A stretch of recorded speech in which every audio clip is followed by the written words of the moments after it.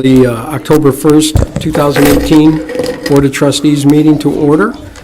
I'd like to start tonight with the Pledge of Allegiance, and we do have a Girl Scout troop here, and I'd like for them to stand up and maybe lead us into the Pledge of Allegiance. If we could all stand, please. I pledge allegiance to the flag of the United States of America and to the republic for which it stands, one nation, under God, indivisible, with liberty and justice for all. Thank you for that great lead-in, girls. Okay, moving on to the roll call. Kelly, please let the roll show that we are all present. Moving on to the approval of the consent agenda. Has everyone had a chance to look through that? I would move to approve the consent agenda as submitted. Okay. Support? Oh, sorry. Go ahead. Go ahead. I'll support. Okay, we have a motion and support. All those in favor say aye. Aye. Opposed? Okay, moving on. Let's move on to the approval of the agenda. Any additions or deletions? I would like to add an item for discussion about hazardous waste. Okay. That would be under, H. can't find it here. You want to put that under H, Jim? Yes. Okay. New business H.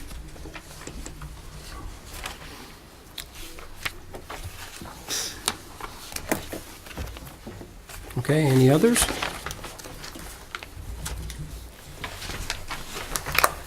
Okay, then a motion would be in order for approval with amendment. Make a motion to approve the agenda as amended. I'll support. All those in favor say aye. Aye. Opposed? All right, moving on. Announcements and communications. And tonight we have a presentation from the Girl Scout Troop about the free library, Girl Scout Troop 76139. Does anybody like to come up and talk to us about the free library?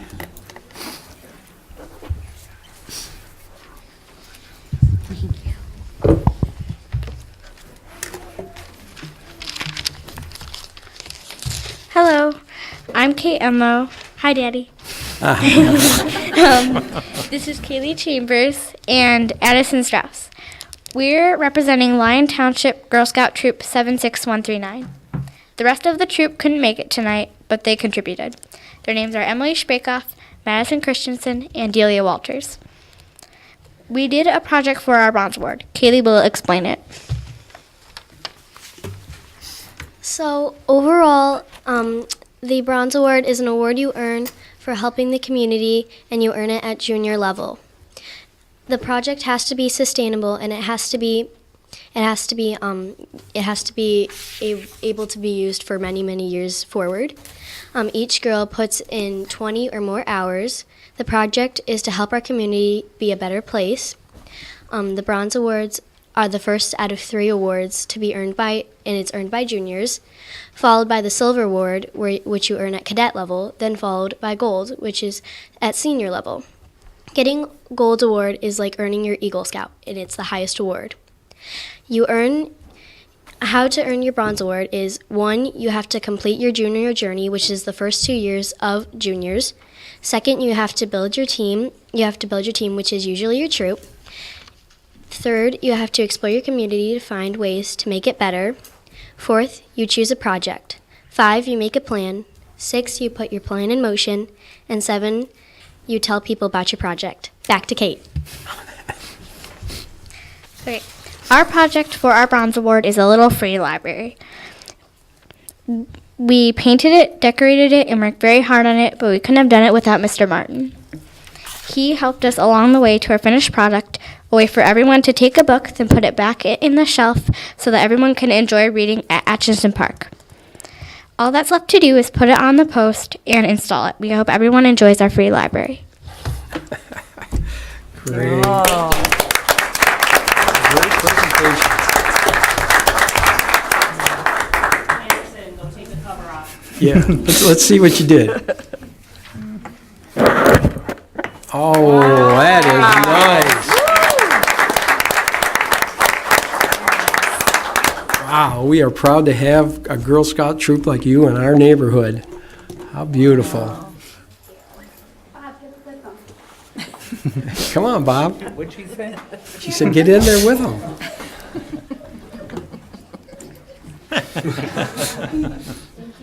One more.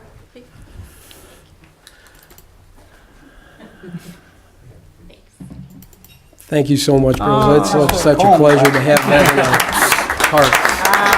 Thank you very, very much. Awesome. And thanks for leading us in the pledge, too. That was awesome. Very nice. Brought us right along. Okay. Are you guys gonna take? All right. Any other announcements and communications? I just wanted to say that today is our 39th president, Jimmy Carter, turns 94. And also, the War Dog Memorial Cemetery was really started in 2010. And I think that Phil Whiteloff has done an exceptional job there, and I think we, as a township, ought to recognize him somehow, and formally at a meeting. And I've also been asked to caution people, it's getting dark earlier now, and walkers, bike riders, you really are hard to see when you're wearing dark clothing. And I know SEMCOG is making a special effort this month about the safety issues, and we will be getting in the township, for people that want them, bracelets, that reflective bracelets and lights for bicycles. And they have one other, I guess they're necklaces or something that light up at night, though, to make people more visible. But everybody should wear some brighter colors. They are hard to see when you're walking or riding a bike. And I don't know if the sheriff would mention this later, but I know Tuesday at Starbucks, no, Wednesday, I'm sorry, October 3rd, there's coffee with a cop at Starbucks from 9 to 11 a.m. And that concludes what I have. Okay, John, thank you. I want to say one thing. I do agree about the War Dog Memorial. That's the most amazing transformation I've seen in the township. I mean, that guy is a machine for the animals, and it's an And amazing it's thing. ongoing, it hasn't stopped yet. So I will put something together. We'll get that. Good. This board, does anyone have any objections to doing that? I think it's a great idea. Okay, thank you.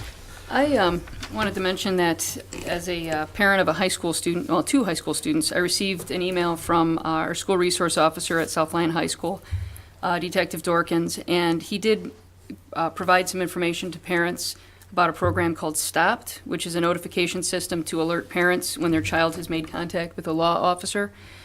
And parents can register any vehicle, whether it's a boat, a car, an ORV, that would be operated by someone under the age of 21. And there's information from him regarding how you can register your vehicles. And it seems like a really solid program. So I wanted to, I don't know if that was sent out all school district-wide or just to parents of high schoolers. What's it called again, Lisa? It's called the STOP program. Stop? STOPPED. Oh.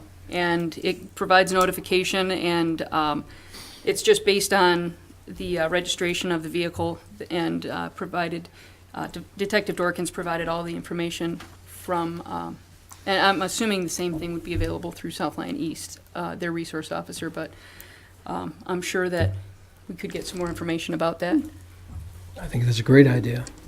Maybe Sergeant Whitfield can give us a little more info on it. I don't know. The item that I liked as a parent is that it allows, I think it's not immediate, so you can let your child come home and tell you themselves about the stop, because they know the call is coming the next day. But I thought it was a really it's a really well-run program. No, that is really, it is. And on that, I want to tell the Oakland County Sheriff, I have gotten nothing but compliments from resident after resident after resident about the SROs in the schools. This has been a very, very positive thing that we did there, and I get them all the time. I just want to let you know that. Okay, anybody else? Okay, no other communications. Let's move on to the call of the public. This is where we can stand up, the public can stand up and talk about non-agenda related items. Your name and address for the record. Go from there. Steve Emsley, 518248 Mile. I hope you don't mind if I address agenda items now. The rules seem to have changed a little bit since the last time I was here because we have YouTube now, which I appreciate. So thank you, whoever orchestrated that. It's fantastic. The sewer master plan. Those items weren't really available online to the public as you normally have in meeting packets, things like that. So I didn't really get a chance to review that until today. I understand you're going to do a final approval tonight. I would like to point out that your lift station in section 36 seems to be a moving target. And where it is currently placed now is a FEMA 100-year floodplain, which coincidentally is right next to my house. But also, there is an approved PD right there, and that lift station is either in the middle of a county road or in the middle of a massive detention pond. So, the exhibits are what they are. They're not CAD drawings. I get it. They don't have these, down to the inch details to them. But the proposed location of that lift station should be clarified, at least for people who live in the area, or how it's going to be worked out. If it's not developed, that's a FEMA 100-year floodplain that it's sitting in, the whole, first 100 feet of that property by 200 is. But if it is developed, then the development needs to change because now it's sitting in the middle of the massive detention, I don't want to get the word wrong, pond. So I think that while you have your discussion tonight, maybe you somehow clarify that or say this needs to be determined, whatever. I just thought it was important to point out because only 3 people live over there. Okay, can I want to let you know that will be open for comment at the time that agenda item comes up. Okay. But it is a first reading also, so there's Okay. room to My apologies. I just wanted make some to adjustments. point out that where it is on the exhibits today is Yep, a okay. very weird location. But it is a first reading, so we And can it also make moved adjustments. from west of my house to east of my house. It was on a property to the west of the road with little 7 houses on it. The second thing I was saying, just for the public's sake, is we keep seeing on the minutes Artesian of Pioneer water discussion. Now, this is a big deal. This is one of the biggest contracts, at least since I've lived in the township. This is very important. It's a water contract, and I think for the sake of the public, it would be very nice. And I know that there's video, but to just have even a 3-sentence summary that says a little more than Artesian of Pioneer water discussion. Well, really, this is a discussion about a very big contract and the water supply of the township, and we're talking about lead and PFOS and $20 million and all this stuff around the state at this point. I think it would be very helpful to the public if the minutes might reflect just a little bit more, or even a supplementary document with somehow a summary available, because it's very nebulous to the public, and you guys know I scrutinize very closely what I can and cannot find on your website. So absent coming to the township and trying to pull physical files, it's really just not available to the public what that means or what's going on at each of these meetings. Except, we see the bill, $6 million or 6 million, whatever tonight's bill is. We can see that, so that's appreciated that it's in the meeting packet. But, there's no what would you call it? A progress report or anything like that, even a couple sentences of, the water tower is 90% complete, and that would be really nice for the public. Okay. Because it is a big project, right? Well taken, absolutely. All right, thank you. Thank you. Just for information purposes, it has been frequently discussed on our newsletter, monthly newsletter. Tells about the progress of it. But well taken, I understand. Okay. Okay, anyone else like to come up? Okay, seeing none, let's move on to reports and the DDA. Good evening, everyone. So I have a couple of updates to provide. The first one is on the township website, so we're back on track with that. I've worked closely to get those navigation toolbars finalized, and now we have the next steps are getting the hyperlinks to all of the documents squared away. And then I've also been working on our end, collecting and cataloging the photographs that'll be added into the website as well. So moving forward, we had a little bit of a delay, but it looks like we're back on track. And then I also wanted to report on some important ribbon cutting events that we had. We had 2 events in September. If I lose my voice, it's my allergies, but I'll try to keep it going. The first one was on September 13th to celebrate the opening of TesTech's 39,000 square foot expansion. TesTech is located in the Quadrants Industrial Business Park off of Grand River near Napier. A number of township officials attended this ribbon cutting, as well as Kathy Crawford, state representative for the 38th District.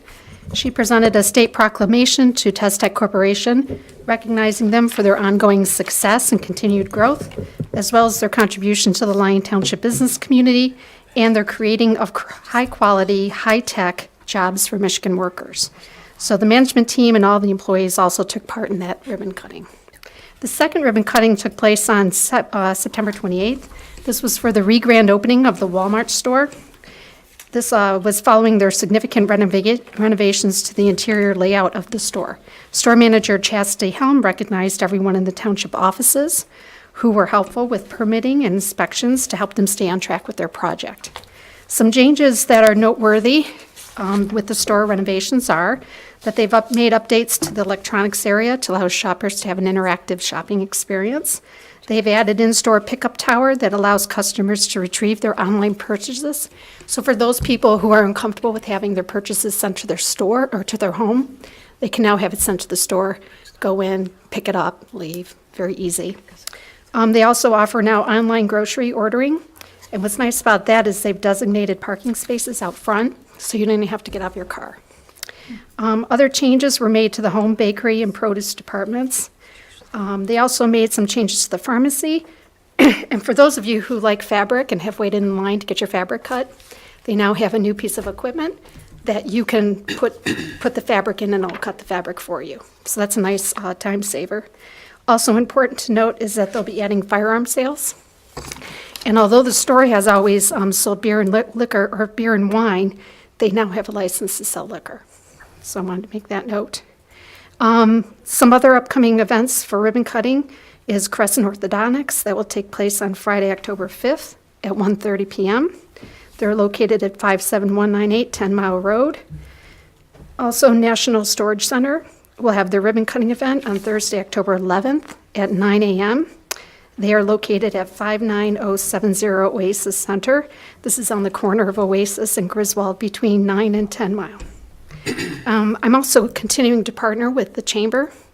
We have at least 15 more ribbon cutting events to hold over the next 3 to 6 months. So we'll have some more information on that as they come available. And then I just also wanted to note that this Friday is Manufacturing Day. So Manufacturing Day is an important opportunity to highlight modern manufacturing opportunities for students and as well as our OTC students who are involved in technical schools. And that will take place this Friday. We have 3 companies that are participating: Cosma Body Assembly, Harada Corporation, and Kawasaki Robotics. And ahead for October, the DDA, I just wanted to note, we'll be meeting on Wednesday, October 10th, because the offices are closed on Monday, so it bumps our meeting day up. So I just wanted to make that notation. That concludes my report. Thank you. Thank you, Tina. Moving on to Fire Chief Van Spertek.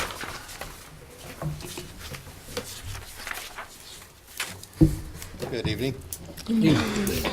I think most of you, if not all, know that we did have a fatal accident on I-96 on Saturday afternoon around 3 o'clock, and the victim was pronounced at the scene, and MSP conducted the investigation afterwards.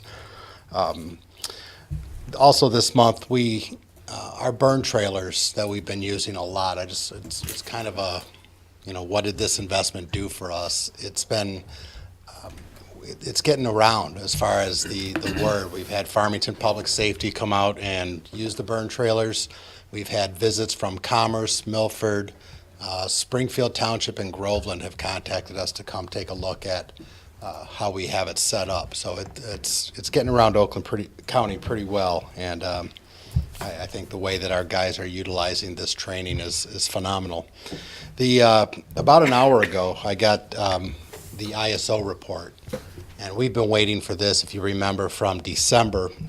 So a quick 30-second overview, if you're not familiar with what the ISO is.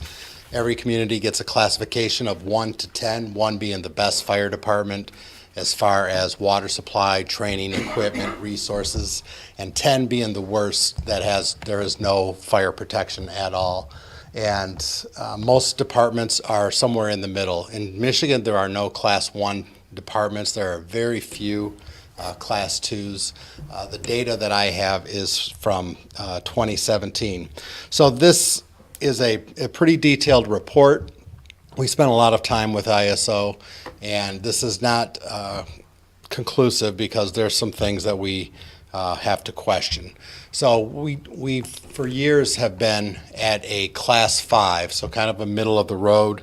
There are most of the fire departments in Michigan are a Class 5. We received the notification today that we are a Class 4, where there are only 206 fire departments at a Class 4. We are about 3.25, we are exactly 3.25 points away from a Class 3. Wow.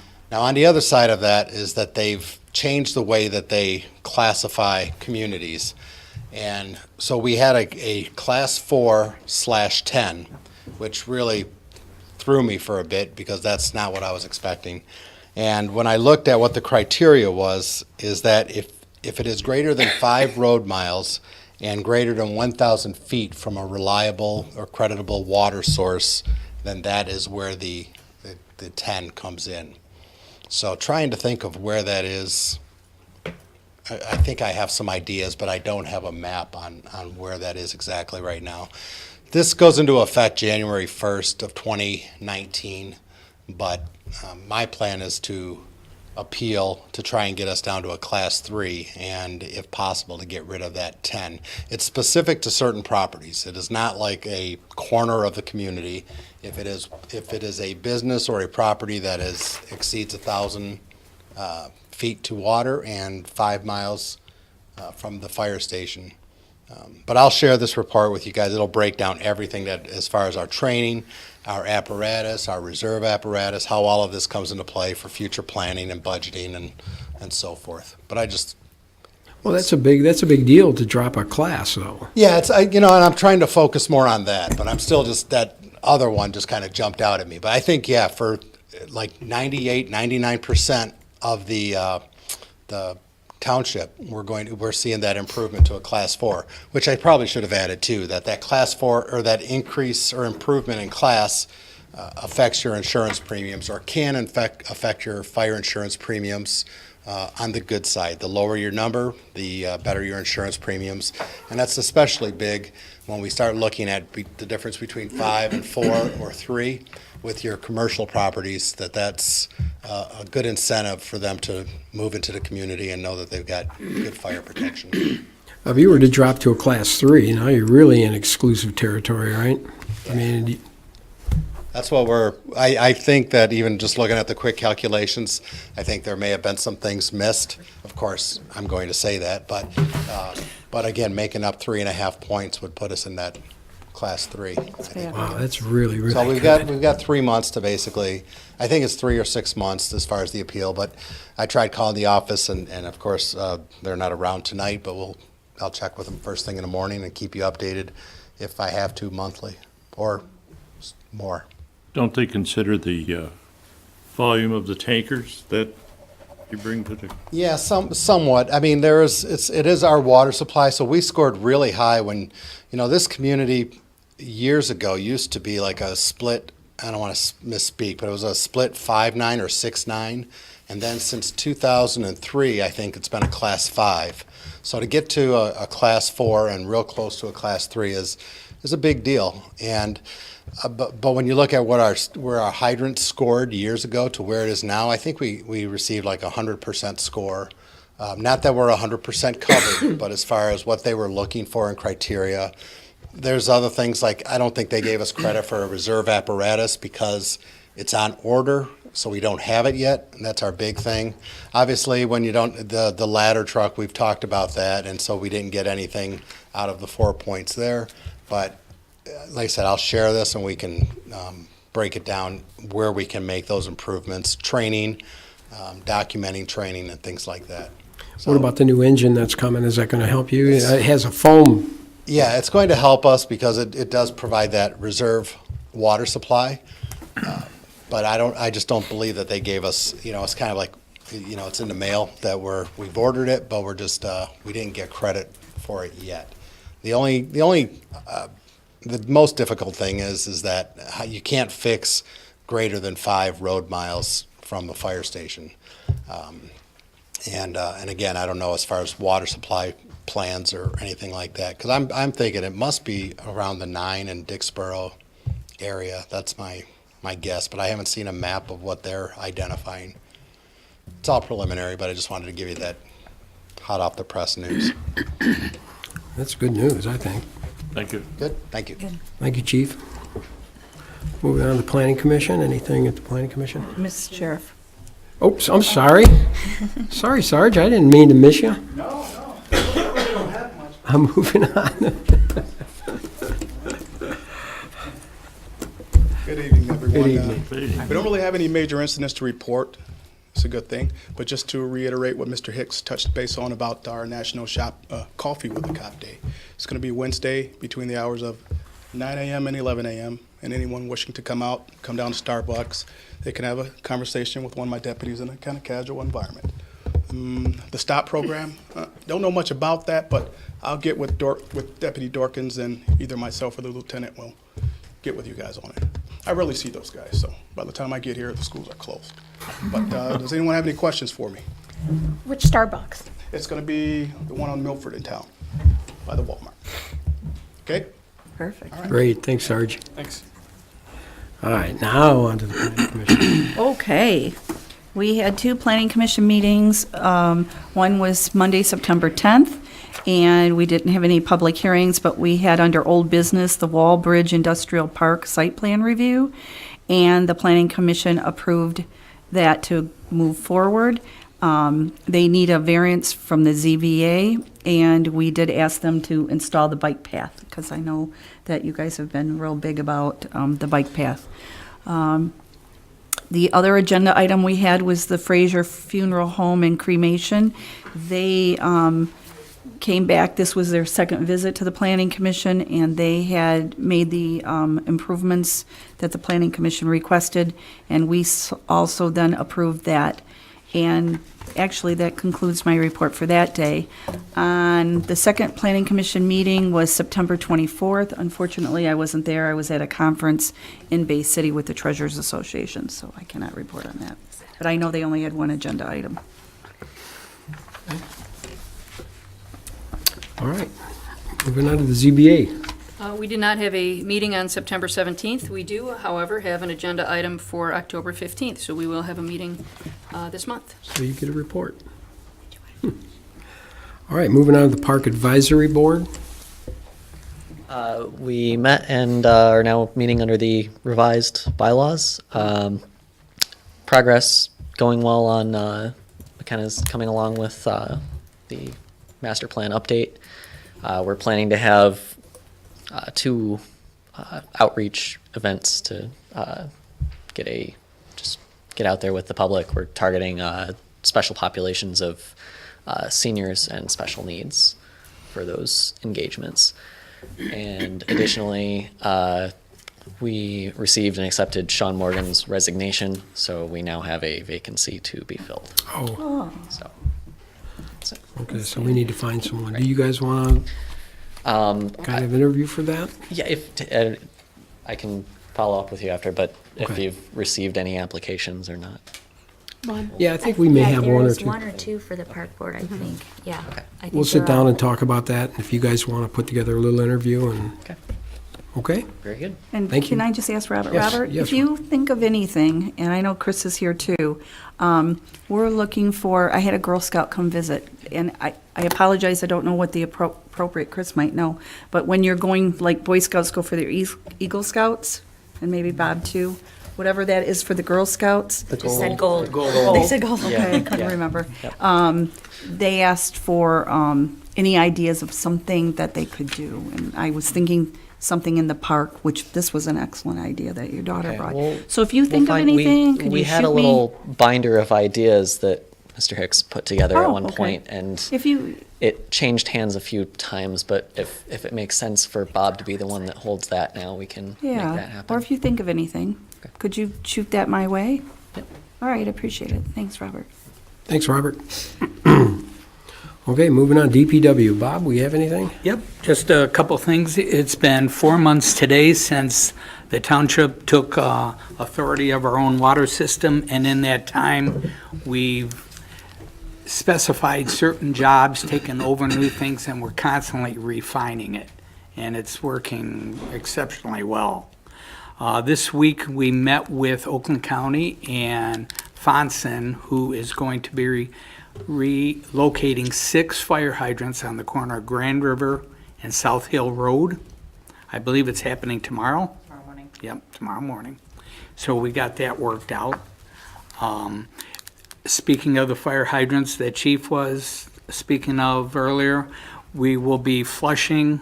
This will be put on our website, but we'll be flushing and winterizing our fire hydrants in mid to late October. So we'll be ready for the season coming up. So all's good. Thank you. And Bob has been doing a wonderful job. He's been taking care of a lot of water situations that have been really, really helpful. Okay, that concludes our reports. We're going to move on to unfinished business, and our first piece is Artesian of Pioneer water discussion, and Mr. Kitson. Good evening. Evening. The 9 Mile Tower's coming along. We're up framing on the top right now. That framing will take another week or so. We will get a little delay on the tower, however, because the pan that was originally built for your tower, I rejected. It either was bad aluminum or bad galvanizing. I couldn't tell which, but I wasn't going to accept it either way. So we started a new pan now, and that'll take maybe 6 weeks to come in. So just in case you don't see any activity at the tower, that's the reason. I've got a new pan coming. And once the pan comes, the rest of the tower is already here and ready to assemble and go on up. So it'll go fairly quickly once we get that new pan. On the Woodwind site, things are going along great there. We have the Clearwell tank is finished and tested. The detention tank is finished, not tested yet. We'll probably test it next week. The backwash recycle tank, if it stops raining, it seems to have been, rain has held us here a little bit, but we're coming along on the backwash recycle tank too. It's just, I was hoping we had walls up by now. That's the next thing as far as the tanks. All the underground piping is in. I don't know if any of you have been by it, but the block walls are all up right now. The concrete floor's poured, the pads are poured.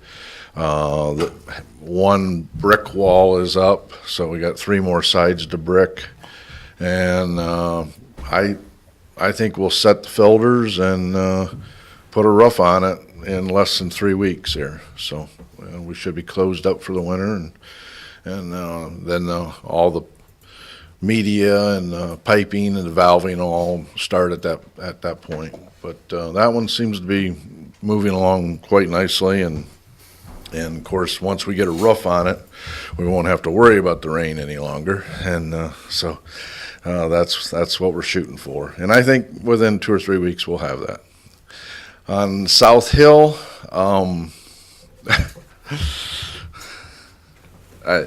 we got a review comment letter back Friday from DEQ, and there was about 18 or 20 items on it. Simple things like the wrong officer from the township signed the front, to a couple that need clarified. But I'm hoping we'll turn that around next week, and or maybe even yet this week. I think we'll probably turn it around this week, and get those back submitted. Keep in mind, with the Woodwind and the South Hill plants are almost identical, and we gave them a front page saying, okay, these things are identical, you just reviewed this, and these 8 things are different, and they come up with 20 questions. So it's been very frustrating, and I want to tell you, it's not just you guys, it's not it's statewide. It's very, very frustrating.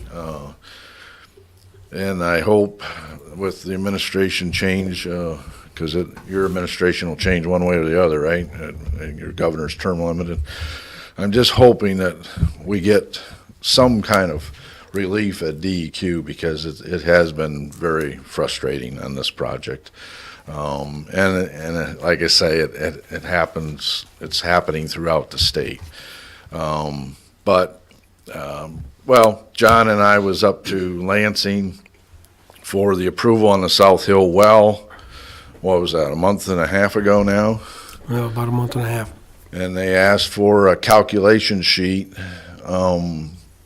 that when we got back to the office, we had figured out we had already given them 2 months earlier, but we resent it to them.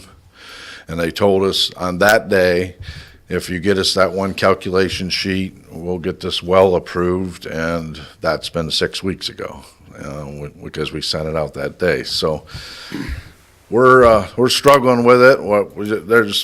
I can't get mad at them, because then they won't talk to me. So I just have to deal with them piece by piece on this project and put it together. And we are moving along. We're making progress. I hope we can get South Hill approved in enough time where we can start the exterior site work and that type of thing yet this fall, but I don't want to promise that at this point in time because of the delays that they've put in, but that's the goal. We will have filtered water running. Woodwind will be up and running. It's moving along really good. We're gonna have filtered water here, by Christmas, I'm gonna say. And we'll be able to run off Woodwind all winter long, okay? And we'll have the new tower online by the time the demand hits in the spring. So the system will improve dramatically over the next few months from a water quality standpoint. If we can get approval and get going on South Hill yet this fall, then hopefully we can have South Hill up and running by the time the demand hits for next summer. But the Woodwind plant will operate it through the winter. So, any questions? Yeah, let's go ahead. I know there was a couple of questions on the board here. Let's go ahead and open it up. I was just curious, I'm wondering where we're at with softening. Softening we are continuing to discuss with them. And keep in mind, the softening from the potable water side is approved. I mean, we can get it approved very easily. The difficulty we're having with the softening component is your wastewater side. And that you have a unique situation here as far as wastewater and limits, and it's a tough sell. I'm not going to try to fool you. It's trying to work through those wastewater issues is what's taking so much time on the softening component. If we had a normal wastewater treatment plant to discharge to, or a pond of some sort, or a surface water, we would have the softening approved by now. But this wastewater side is taking some time, and we're going to get there. we finally got them to approve that we could, as long as we are near your sewer beds, we can inject it back into the ground at that point, okay? So that's what we're working on right now, is the wastewater side of it. Is there a plan B if we can't advance beyond where we're at with this wastewater issue? Well, I think of Plan Bs all the time. It's just what can we do that's cost effective and make this thing work. But yes, I mean, there's the nanofiltration is still what we're pushing at this point. I think that's your answer because of your low sodium level, your low sodium, how do I want to say it? Your sodium restrictions in your wastewater system. Nano is definitely still the way to go, and we just have to figure out a way to get rid of that waste and make it acceptable to DEQ. And I think they will. I think they will approve it. It's just it's taken a while, and we talk to them every week about the softening. Trying to come up with a plan that's beneficial. And then your sewer system too is, I know there's negotiations going on with how you own that and so that all that is filters into the whole thing too. So What if we had to go to a salt-based, like a treatment center? Is that just out of the question because of the restrictions on the sodium? I mean, is there any way to kind of manipulate that system so that the salt that we put to treat the water, by taking away the softeners in the homes that are going into the system, I mean, is there a way to make that less? Right now we're in compliance, but we don't want to get out of compliance. Well, but I mean, is the salt treatment easier to get approved through DEQ than the nano system because of the waste? there's less waste with a salt-based system, an ion exchange system. And an ion exchange system would work fine here, and that's, to answer your question, that's probably our plan B, okay? During the regeneration process of an ion exchange softener, you have backwash, which is no problem getting rid of.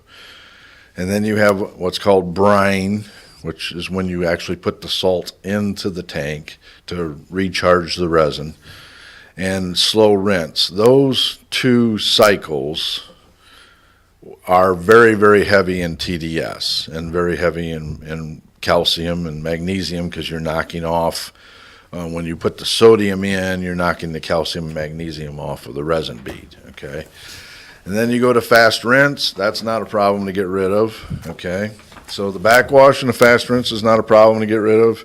It's that center cycle of brine and slow rinse, and not all of the slow rinse, but you know, a large portion of it. And so we would have to figure out what to do with that portion of the regeneration, okay, that is economical to do, okay?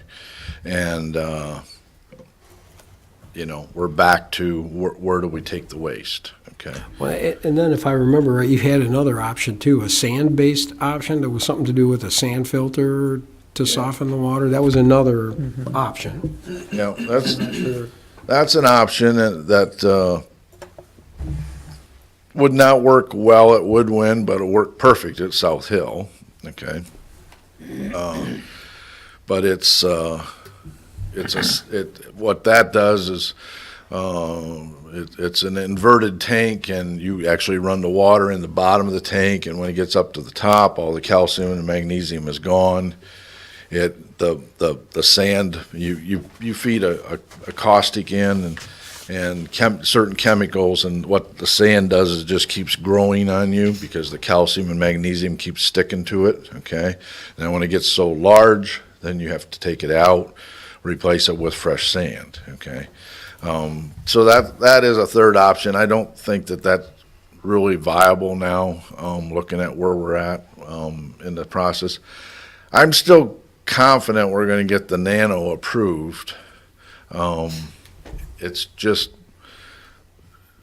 difficult because of the restrictions on that wastewater side, and I don't know what other answer to give you other than it's a tough nut to crack because of that wastewater side.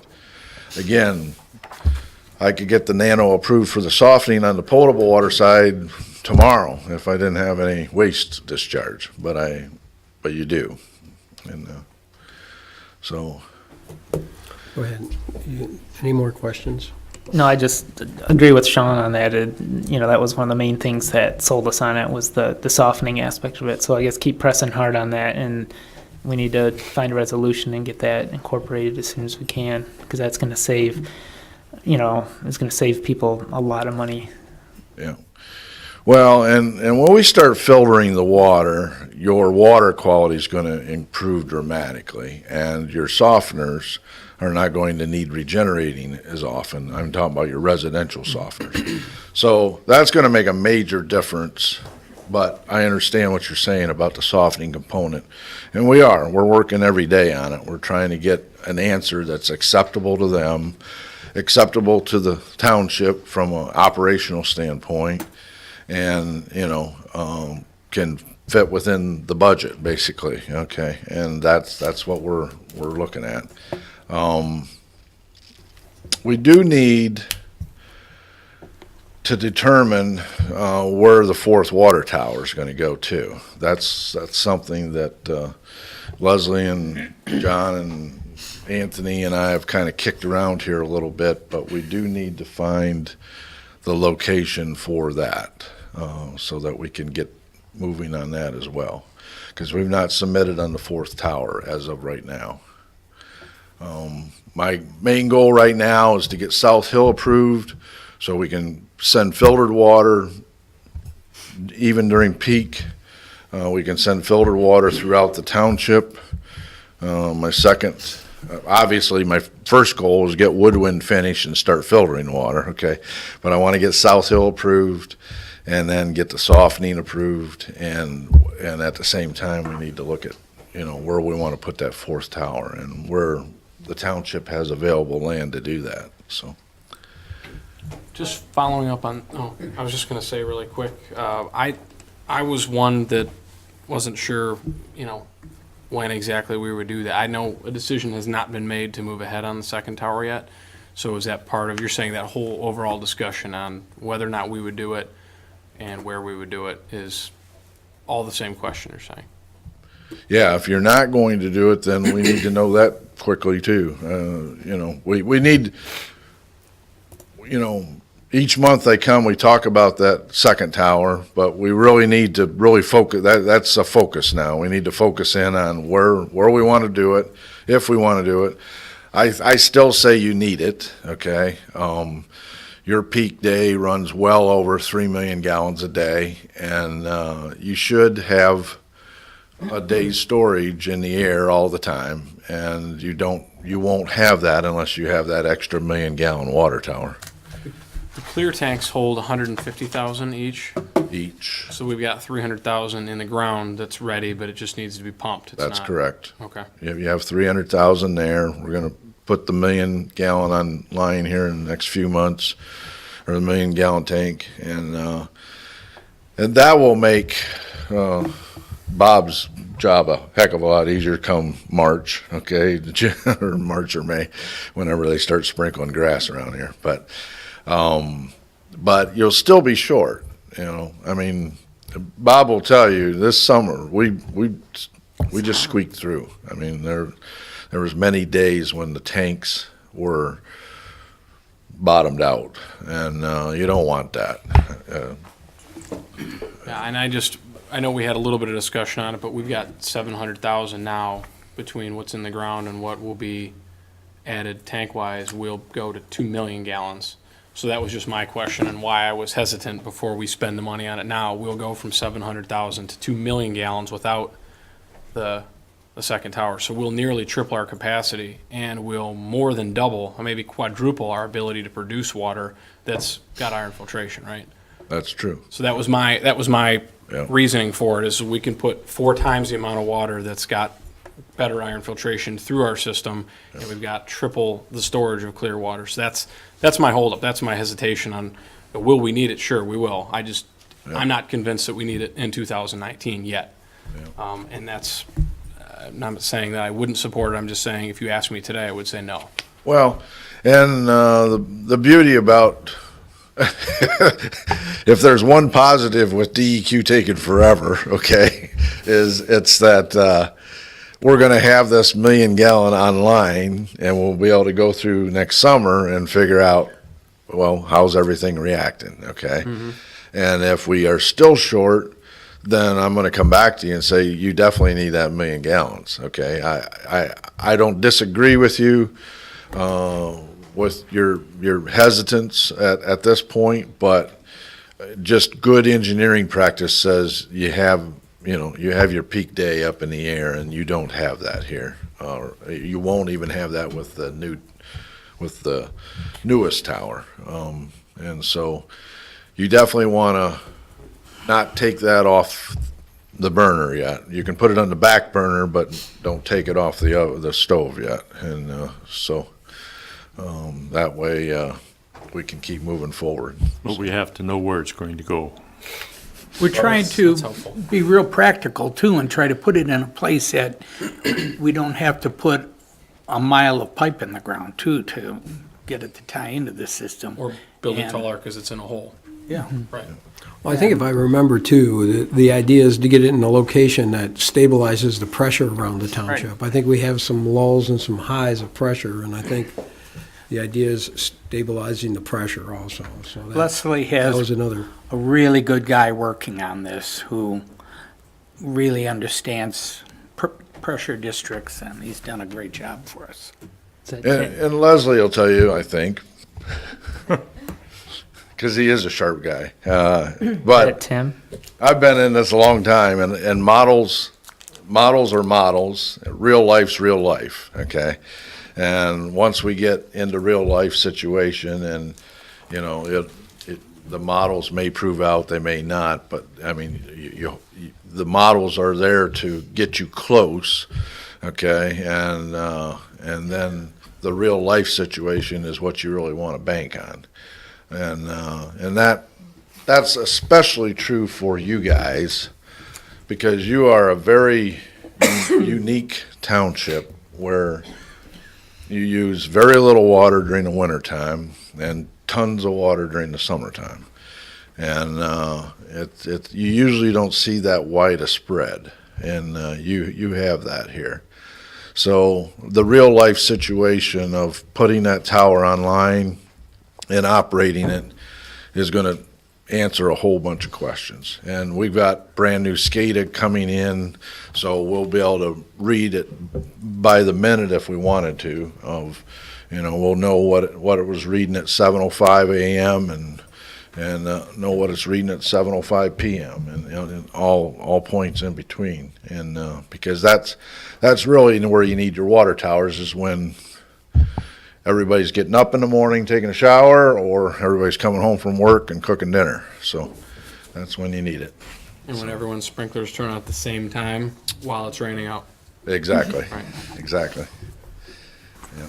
John, I just wanted to at least point out the concerns that I have in talking about the tower, this second tower, and I would reiterate what Sean and Chris have both said, that I'm not feeling all that confident in the need for that second tower yet, but I'm not willing to take it off the burner. I do want to put it on that back burner, as you said, but I also would agree with both of them regarding the softening. I mean, that was really an important component, and I would like that to be at the forefront and have you continuing to push to make that a reality for our water customers. We're pushing. Just nudge a little bit harder. Well, I don't want to slow down South Hills review either, okay? But we are pushing on the softening. I hear you. And we, like I say, I think we've come up with something that's acceptable to DEQ. We just have to get them on the same page as us. And hopefully we'll solve that here. You know, I don't know. I don't want to put a date on it. We're working on it, is all I can say. Okay? Any other questions? All right, thank you. Yep. All right, moving on, we have a second reading, consideration of adoption of a mandatory ordinance for the Township of Lyon Exotic Automation and Supply Rezoning, AP 1837, ordinance number 203-18. I'll make a motion that we approve ordinance 203-18 for exotic automation. I'll support. I have a motion and support. Any further discussion on that? All right, all those in favor say aye. Aye. Opposed? Okay. Moving on to new business. First new business is the Sanitary Sewer Master Plan and Resolution number 2018-11. This was tabled last month for some items to be addressed. I believe I've addressed all of them. And I did write down the comments from Mr. Emsley, and we can take a look at that location of the pump station. It's still considered proposed at this point, though, so the location could vary, but he is correct. It should be located a couple parcels to the west as it stands right now. And we can make that adjustment for the final copy of the master plan provided to the township if that's acceptable. Okay. I have a couple comments too. Now, I guess for clarification, this is a resolution tonight, correct? Yes. First reading, yes. So, because there's still a few items that I wanted to still kind of tweak. I know, Leslie, you pretty much hit my rather exhaustive list at the last one. But a couple things I just wanted a little more information on. Going back to the assumptions on page 3 of the PDF, number 1G, again, I know we discussed the high-density residential assumptions of 10 RUs per acre of buildable land, and that was noted in our discussion that that was going to be residential properties within the DDA. I just want that explicitly stated in there that it's residential developments. We said it was part of the neighborhood district, which is within the DDA. Well, above that, it references the future land use map. That's where all of these designations come from, under item 1. That's why I thought it was covered when we discussed it last month. But the future land use map doesn't have a high-density residential designation. It has the A, B, C, and D. And we discussed it was actually referencing the neighborhood section of the DDA district.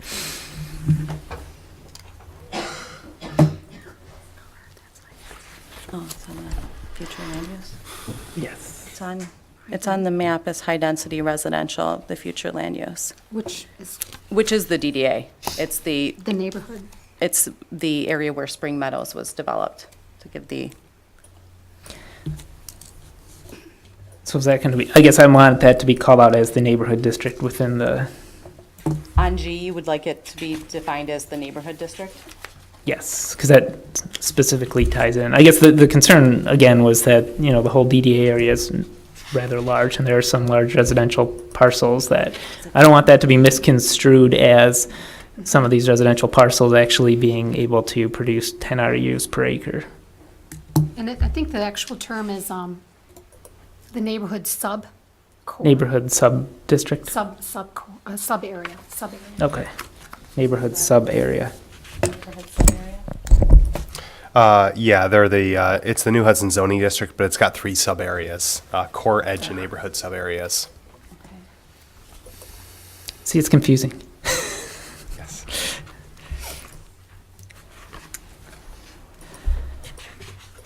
And then number 2, I guess the way you have it set up for the vacant land over 10 acres, your assumption that you subtracted wetlands and use that as your assumption for producing, the RU flows.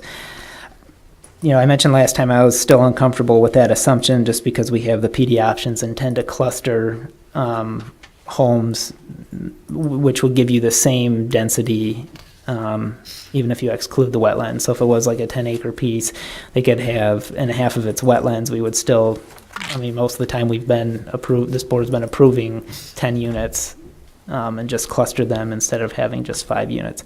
Now, I don't know if that's going to make a big dent in the calculations overall. I don't think so. But that was one of the ones that,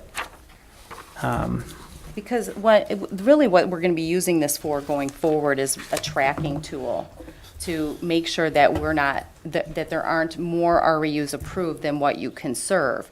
So each piece of land will be evaluated or project on its individual basis, and including if, let's say, a parcel came in and it was 10 acres and 5 of it was wetland and the board approved a certain number of homes, it would just be noted that in our tracking going forward, how many were approved. I don't think it makes a significant difference to go back and redo any of the calculations based on that.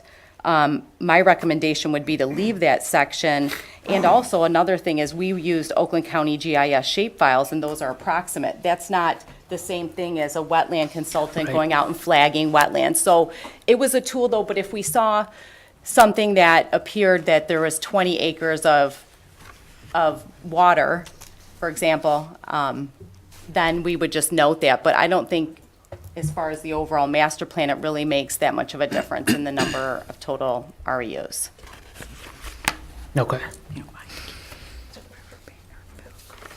Let's see, and then, so this one is kind of, let's say on page 5, the segment ABC, we talked about the Irwin's property and also got some other additional research together that produced different documentation over the last month. So one thing to note in there is just some language difference. You know, in here we're saying it's pretty much right in the middle of that first paragraph. It says, at some time since the pump station district map excluded the orchards parcel, which conflicts with the SAD. So that language now should say something to the effect of, you know, in 2004, the design of the pump station number 4 at Saddle Creek included the orchard parcels south of Silver Lake Road, which changed the pump station district maps. Which also is in conflict with the original SAD. Right, I think what I would do is rather leave that sentence, but say which conflicts with the West Grand River SAD, because even though the maps were produced at that time, I still don't have anything written on why that map was different, and I'd be more comfortable referencing the original SAD as opposed to. I guess that's been my sticking point on this, is we don't know why these districts were changing, and, you know, I tried to do some research on my own from stuff I had from way back when, and that's what's tripping me up on the recommended change of pump station districts, is we don't know why it was changed from the original. We don't even know if the original district is what is shown in the master plan, because it's still the preliminary map that's being referenced. I mean, it could be the final map, I suppose, but it's right now, it's just the preliminary original pump station districts. And we don't know why it changed to the way it is today, and we're making a recommendation to change it back to what was the preliminary map of the original master plan. The reason that I'm recommending changing it back is because that parcel they paid construction cost into the West Grand River and capital charges. And I don't know how you can exclude them from that district. So that's why I'm recommending that a portion of that go back to the northern. It is, because I checked it out with you and then Chris Right, came. yeah, it definitely was part of that district. It is, Right. it and is. That and pump, the the southern pump part stations is for not. the north were designed for that sliver, and so was the pump station to the south. And I don't have any written documentation of why. So as far as, that's why after our correspondence since the last month, I left the map in that area how it was previously. I still think that that section that paid to go towards the north should have that ability. And I know we discussed it for quite a while at the workshop, and I don't know how I could just take that off. Well, they participated in the Right. special assessment. They participated in the West Grand River. And don't get me wrong, I'm not saying they don't deserve to connect to the sewer because they paid into the sewer. That's obviously what they have to do. It was just the way the pump station districts were designed and the way it was divided up. I guess there's a gap in information, and that's why I'm not settled on. We could always ask Giffords why it happened, because that's who did it, not us.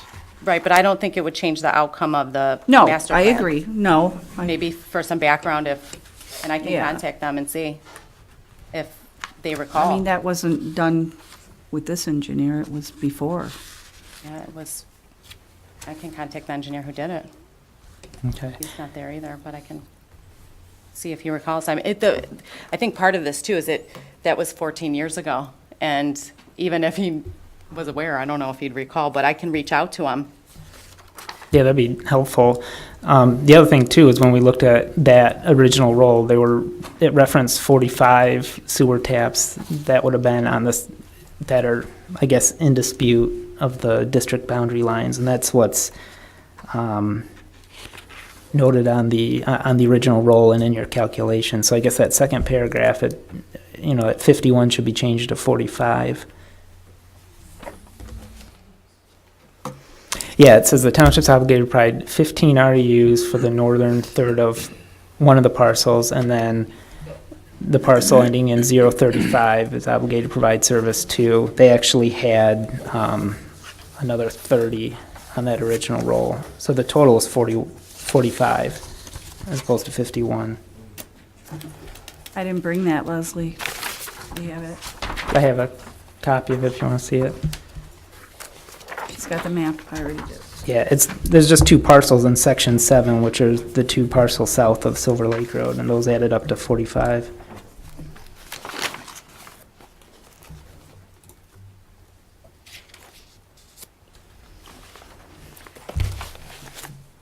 That was what you used in the calculations too for the.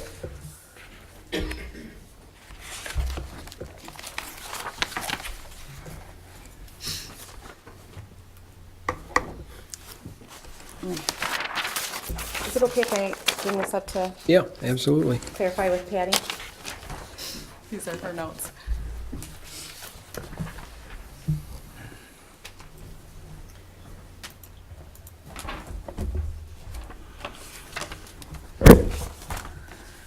Yeah, this one. Where's the other page?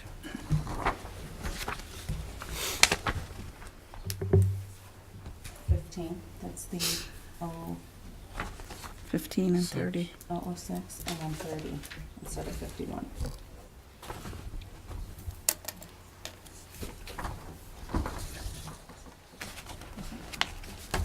I just want to make sure. That's the way I calculated it out.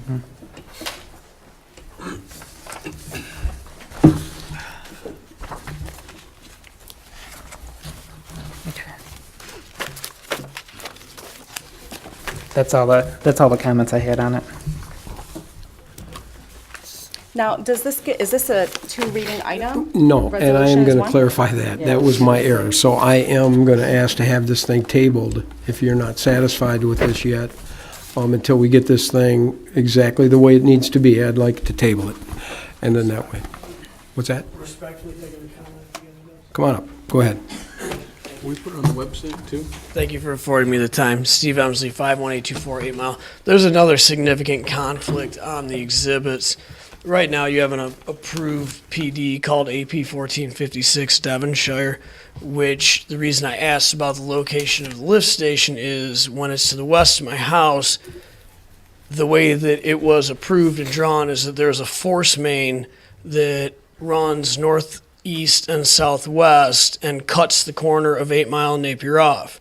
So there's probably maybe 10 homes on Napier and 7 properties on 8 Mile that would, for all intents and purposes, be cut off unless you wanted to pay a really serious lateral charge or whatever. But what your exhibits seem to show is that this will go to the corner of 8 Napier. As a matter of fact, all of the exhibits show that. So one of them shows the lift station at the corner of 8 and Napier. One of them shows it to the east of my house, which would seem to indicate they're not going to cut the corner and cut out the existing residents from potentially paying the lateral fee or negotiating one or whatever that case may be. And then when it moves to the west of my house, that seems to indicate the AP 1456 PD that shows the force main cutting through the wetland up to the ITC corridor and out to Napier, which eliminates the corner of 8 Napier. So your exhibits are either in error, or the PD for AP 1456, their approvals for how they're going to do their force main, and that needs to be altered because that's not correct. But there's really not a third option there. Either it goes to the corner of 8 Napier where it shows gravity now, or it cuts through and that doesn't exist and that's not part of the master plan. But I can't reconcile, by looking at the exhibits and obviously having heavily followed AP 1456, I really can't reconcile how these two things can be true at the same time. Like, they're mutually exclusive. Either it cuts the corner or it doesn't. And I think it's very important that if it cuts the corner, that that's reflected in the master plan, because it is definitely reflected in the preliminary approval for AP 1456. Okay. So I would hope to see that. I thank you for tabling it. I appreciate that. You got them comments? Can you? Yes, the pump station would not be located at 8 Mile and Napier, so it will cut the corner. The sewer will head to the north through the development, but the exhibits that are in the master plan reflect that. The only exhibit that doesn't is the old master plan that is an exhibit in your action, but that is being amended with this study. Is that Exhibit E, Leslie? Yes.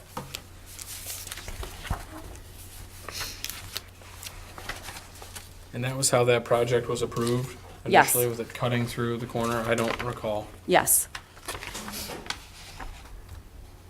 And that's not uncommon, as the sewer system has expanded through the township.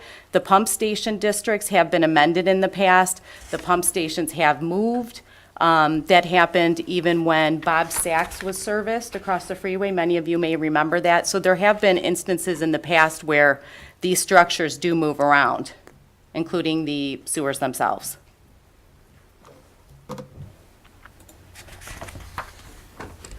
So if it cuts the corner, essentially those properties along Napier will not be able to access the system unless they pay.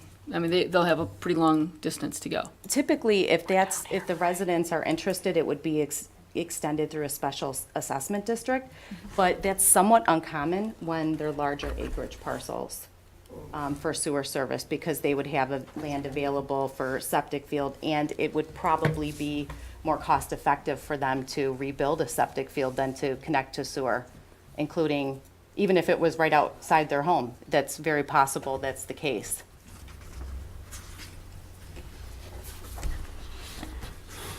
I'm not allowed to respond, so Pardon me? I mean, I don't have the opportunity to respond to that, right? You know what? Come on up. I'd like to know what you think. Yeah. Let's go ahead. Let's go ahead. We're going to keep it good. Let's go ahead and As respectful respond and to fairly it. as I can, you know, our septic fields, because the land perks very poorly, are exceptionally large. Once that corner's cut, that also shows the water going through there. So I know you're talking about sewer. The water and sewer is cutting off a corner. Now, I very much respect Ms. Zawada's experience in this. There are others who say, I've never seen a major corner like that cut unless there was a lake or some reason why it would never be serviced when you are building a township and a master plan. Because what you may call large lot now clearly is not being treated as large lot anymore. These 2.5 acre, 5 acre parcels, that's not how it's being treated. It's being treated as sandwiched in between PDs. So we really can't have this both ways and say you're large lot. Oakland County does not like septic fields.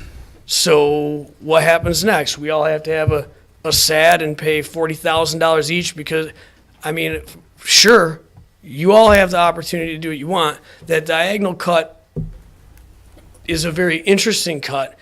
And when I looked at the exhibits earlier today online, I saw nothing that resembled that diagonal cut. I looked at 5 exhibits, I believe. I may be wrong. I didn't print them.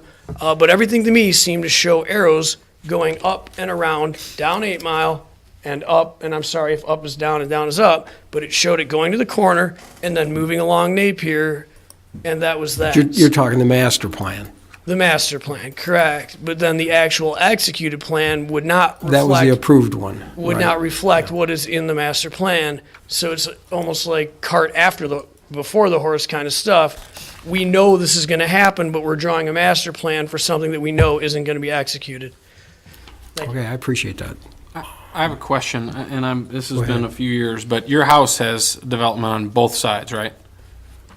And so, I mean, you don't do a sewer master plan for one person, but if he's a peninsula surrounded by this development, would it be designed in a way that he could extend across his frontage to go one way or another into that system? Because he'd be extending his main across somebody else's property that got approval, development approval, in which case we generally would require them to extend the main across their own frontage. It So, I mean, would if go you're to his surrounded limit. by- Pardon? It would go to his property limit, the sewer. So there'd be access for him. But going back to the comment, though, about the master plan, I would, we're not really talking to each other, but I would like to address it. No, please. The This isn't going to be a debate either. It'd be This nice is to an answer. update to the sanitary sewer master plan, the Exhibit E that is in the packet. This will supersede that. This is a study. There's numerous parcels that don't have access to sanitary sewer at all. And there are sections that have access to it, or that might be just off of it where a project may have been canceled in the past. For example, last month we talked about how Pinehurst is eventually supposed to go to the south, while the Southwest Sewer SAD couldn't afford that extra half mile, and that was removed from the project. So that's another example of when things change for various reasons, and many times it's financial. In this case, it's what was proposed by the developers. The pump station is being constructed to serve the entire district, and it would be available for expansion if the property owners chose to petition the township or construct themselves. Did I Yes. answer? Well, my question is, so an extension for the people who go to that corner of Napier wouldn't necessarily be, let's say, off of 8 Mile. They wouldn't have to construct all the way to Napier and all the way north, correct? They would construct across maybe their frontage to connect into, I'll have to double check the Devonshire plans to see where the limit is. I know for the Emsley parcel, he would have access to the sewer itself, but I'll verify that on Devonshire that it goes to the limit. And they haven't submitted detailed engineering plans yet either. I mean, I would think that everybody on 8 Mile would have that same opportunity that we're talking about to get into the southerly entrance of Right. Devonshire, rather than having to go all the way up Napier, skipping, I mean, I don't know, half a mile. It's probably unlikely that the Napier parcels would ever connect, or even possibly want to connect when you estimate the cost of extending sewer. But not even that, even if it was right there, the cost to connect to the sewer exceed what it costs to do another engineered field. We're finding that in certain areas on South Hill. The residents would actually like to have the option to Yeah, I mean, do a septic. Well, I mean, some engineered fields can be $30,000 or $40,000 too, and I mean, that's, to cost do that- that one time and know that you may in 7 years be doing it again doesn't seem very enticing to me. I would rather pay that money and know that my toilet will flush forever. I mean, that's just my preference, but, so, for anyone down either, I guess down the 8 Mile stretch, I would think that there would be a way to have access to get into the south end of that system that's being pumped to the north and to the east. I'll verify that, but I know, I'll double check on the Devonshire plans. I know that they're working on the engineering plans. They haven't been submitted yet, though. So I'll reach out to the engineer designing that and make sure that they understand that that will be a requirement. Yeah, and I don't know what they were approved for a few years ago when that was approved, but Well, we can actually take a look at, it can be looked at now. Sure. Let's table this out, let's take a little more look at that plan, and when we do this, I want to do it right, and do it one time. I have a question. Lisa. I know Chris asked this earlier about the 51 versus 45, and then you and Patty were talking about it. And is that going to be clarified today or next month regarding the number for the Irwins? Is it 51 or is it 45, or do we not know yet? It's 45. Oh, it is 45? Yeah, Okay. it's 30 All right. and 15. All right, thank you. And then, I wanted to clarify too, so in this plan as it stands now, then that 45,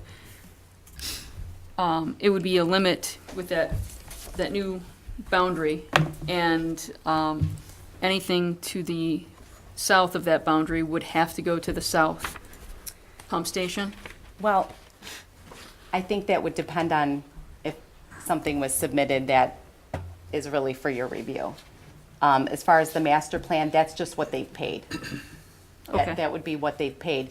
As far as where the sewage from that parcel goes, ultimately, I think will most likely be a board decision or planning commission decision if a plan is proposed, if an applicant comes in with something. But as of today, that's where I'm recommending to set the district line. So the district line is really set there for 45 because they paid into that? Yes. But that does not provide any promise that it would be additional REUs could go to the north. So this master plan does not promise that it would be eventually once a plan is presented to us. That's just how many prepaid REUs they purchased. Right, but I mean, It was 175 acres, and they only purchased 110.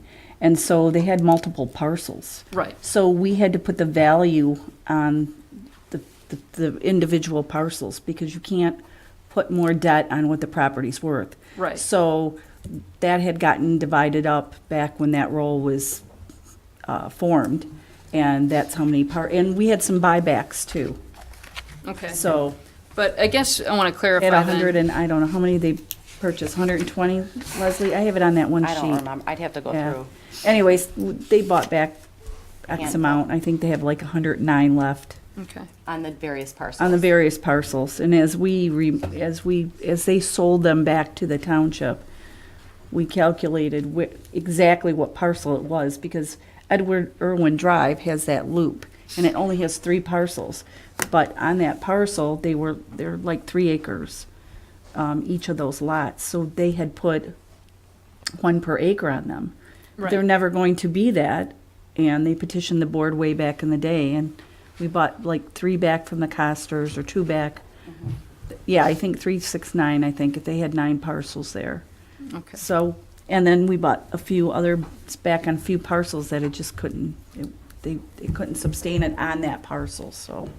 But I guess I keep coming back to the line moving and why did Giffords change the boundary, and we're still kind of dealing with this nebulous change, and the recommendation that that the boundary was moved is based on the fact that they paid in to that. Well, it makes logical sense. Right, but I mean, It makes logical sense. Designed for Right. it too. Right. That's the thing. You have a pump station to the north that designed for that 3rd sliver, and the pump station to the south also designed for that sliver. Right. So there's this discrepancy.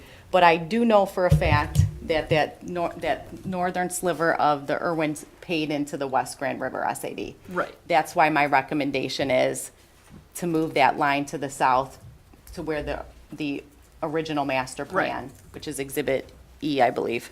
Okay. But, yeah, I mean, I understand that they paid into it, and I'm comfortable in saying that those 45 REUs would go there because that's what they paid into. But I don't want to see the entire parcel go to the north. And I just feel like that, even though this is going to be tabled and it's going to be discussed again, I wanted to make that very clear that I want to, just because the boundary is moved does not mean that the whole parcel is going to go to the north. That is correct. But Okay. I think the ultimate decision will be the board's. Right. And then it would not be a board meeting if I did not continue to reiterate what you and our attorney have put together, that this does not establish density. It does not establish density. I thought you were going to talk about chickens. Sewer No, capacity. I'm not going to talk about chickens, and right now I'm not going to talk about pathways, but I'm going to say the same thing that I say every meeting, which is this does not establish density. All right, so let's just kind of put this to, if you have any questions about this sewer master plan, I would really appreciate an email to Leslie, give her all your your worries about the master plan, and let's get this thing put together because it's needed. It hasn't been done for many, many years. And I do appreciate everyone with all the questions because it's very important to get it right, and thank you for that. But please, let's email and let's get it straightened out so that next meeting we can talk and not hash over these same things again. It is a plan by definition, and it's being changed because the old master plan Right. didn't work, and this is going to be changed somewhere down the line. We know that. Yep, but it is. And we aren't going to resolve it all. So I think this is a good step that we can go ahead and do that, right? Yes. Anybody needs anything, please email Leslie with your questions, and we'll try to get them answered before the next meeting. And so that being said, a motion to table would be in order, and we'll move this to next meeting. I'll make a motion to table the sanitary sewer master plan and resolution number 2018-11 to make some minor changes. I'll support. All right, a motion to support. All those in favor say aye. Aye. Opposed? Okay, let's move it to next month. On to the next agenda. Item B is a proposal for engineering design for the paving of Chubb Road.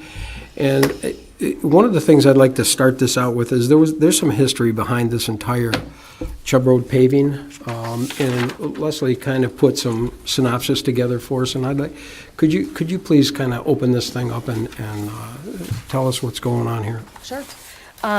As many of you may recall, the original plan development for Tanglewood had language that the developer would pay a certain pro rata share if the township initiated the construction of either Curry or Chubb Road. And when the plan development was amended, and that process, I believe, started in 2012 or 13, there was negotiation between the applicant and the township board to modify that language and have a lump sum contribution of $350,000 towards the paving of Chubb Road, which was actually earmarked by the board for that road paving only, which is somewhat unusual. Last November, we brought this to the board for consideration with an estimate to determine whether or not you wanted to proceed with road paving. At the time it was tabled, from my review of the minutes, one of the questions was to explore funding options for that road. Discussing it after the board meeting administratively, it was felt better to wait until more of the vacant lots had been constructed on. The homes were built to eliminate construction traffic as much as possible on a brand-new section of road. Last month, I believe in September, at our admin meeting, I actually brought up the next item on your agenda, Martindale Road paving, because the Aspen project was just before you. And we discussed the Chubb Road paving as well, and the admin team thought it was appropriate to bring to you both of these items to you for this meeting for your consideration. And in preparing for the board meeting, I brought up the cost estimate that we had in your packet last year. I believe I originally drafted that in 2015. I updated a couple of the unit prices on storm sewer before putting in your packet. And after it was submitted, I was looking at these numbers even more closely, and to the point that I spent a considerable amount of time looking at the MDOT bid prices for 2018, and I emailed the township board over the weekend with a side-by-side comparison. I had gotten feedback early on with my estimate from the road commission that they thought it was high. And I wanted to be comfortable with these numbers coming to tonight's meeting, and the side-by-side comparison showed me that, if anything, I might be on the low side on the conceptual estimate. The tricky part for me at this point is to estimate a project that we haven't done any design. You know, we've done site visits, I'm obviously familiar with the area, but the construction market is really just increasing so often and significantly. And one of the other unknowns is all of you may be aware that there was a strike of the operators union, I can't remember the exact name. They did go back to work, but they haven't negotiated their contract yet. So as far as the market goes, I'm not really sure where we're headed, except it doesn't seem like anything's going down in price. So I just wanted the board to be prepared that if you proceed with design, the bid prices, when it's all said and done, could be within this range, which is a pretty big swing. So before you tonight, I do have a proposal to do the topographic survey and engineering design, if this is something that you'd like to move forward on. Okay, thank you, Leslie. And, you know, the one thing that I do remember, that on the board in the planning commission days that I was on the planning commission, this basically first came to us. And we talked a lot about it. We talked a lot about having the developer pave the entire mile of Chubb Road. And that was just, it couldn't be done. We couldn't force that on him. And he basically didn't really have to pave anything. He had a change to his plan, and the change to his plan basically was, I believe if I remember correctly, was taking condos, and he had some condos that he had proposed on there, and he wanted to make single-family homes. It was in the days of when the condos weren't selling in the bad times. So the Planning Commission, if I remember right, went ahead and recommended, and they are a recommending board, they recommended to pave the entire mile of Chubb Road to get the approval. As it came to the board, and many of us were sitting on the board at that time, that was gonna be a non-starter. It was gonna end up with no paving whatsoever. And we talked to him for a long time, and we came up with he was willing to fund $350,000 to the road paving from 10 Mile. He was gonna throw it in the kitty to go to the first entrance of Greenbrier, I believe. And we all voted to do that. And so that put a $350,000 escrow into that Chubb Road paving that was escrowed only for that paving. So now we look back, and now it's time that we promise to do that paving once that the development was closing in on finish.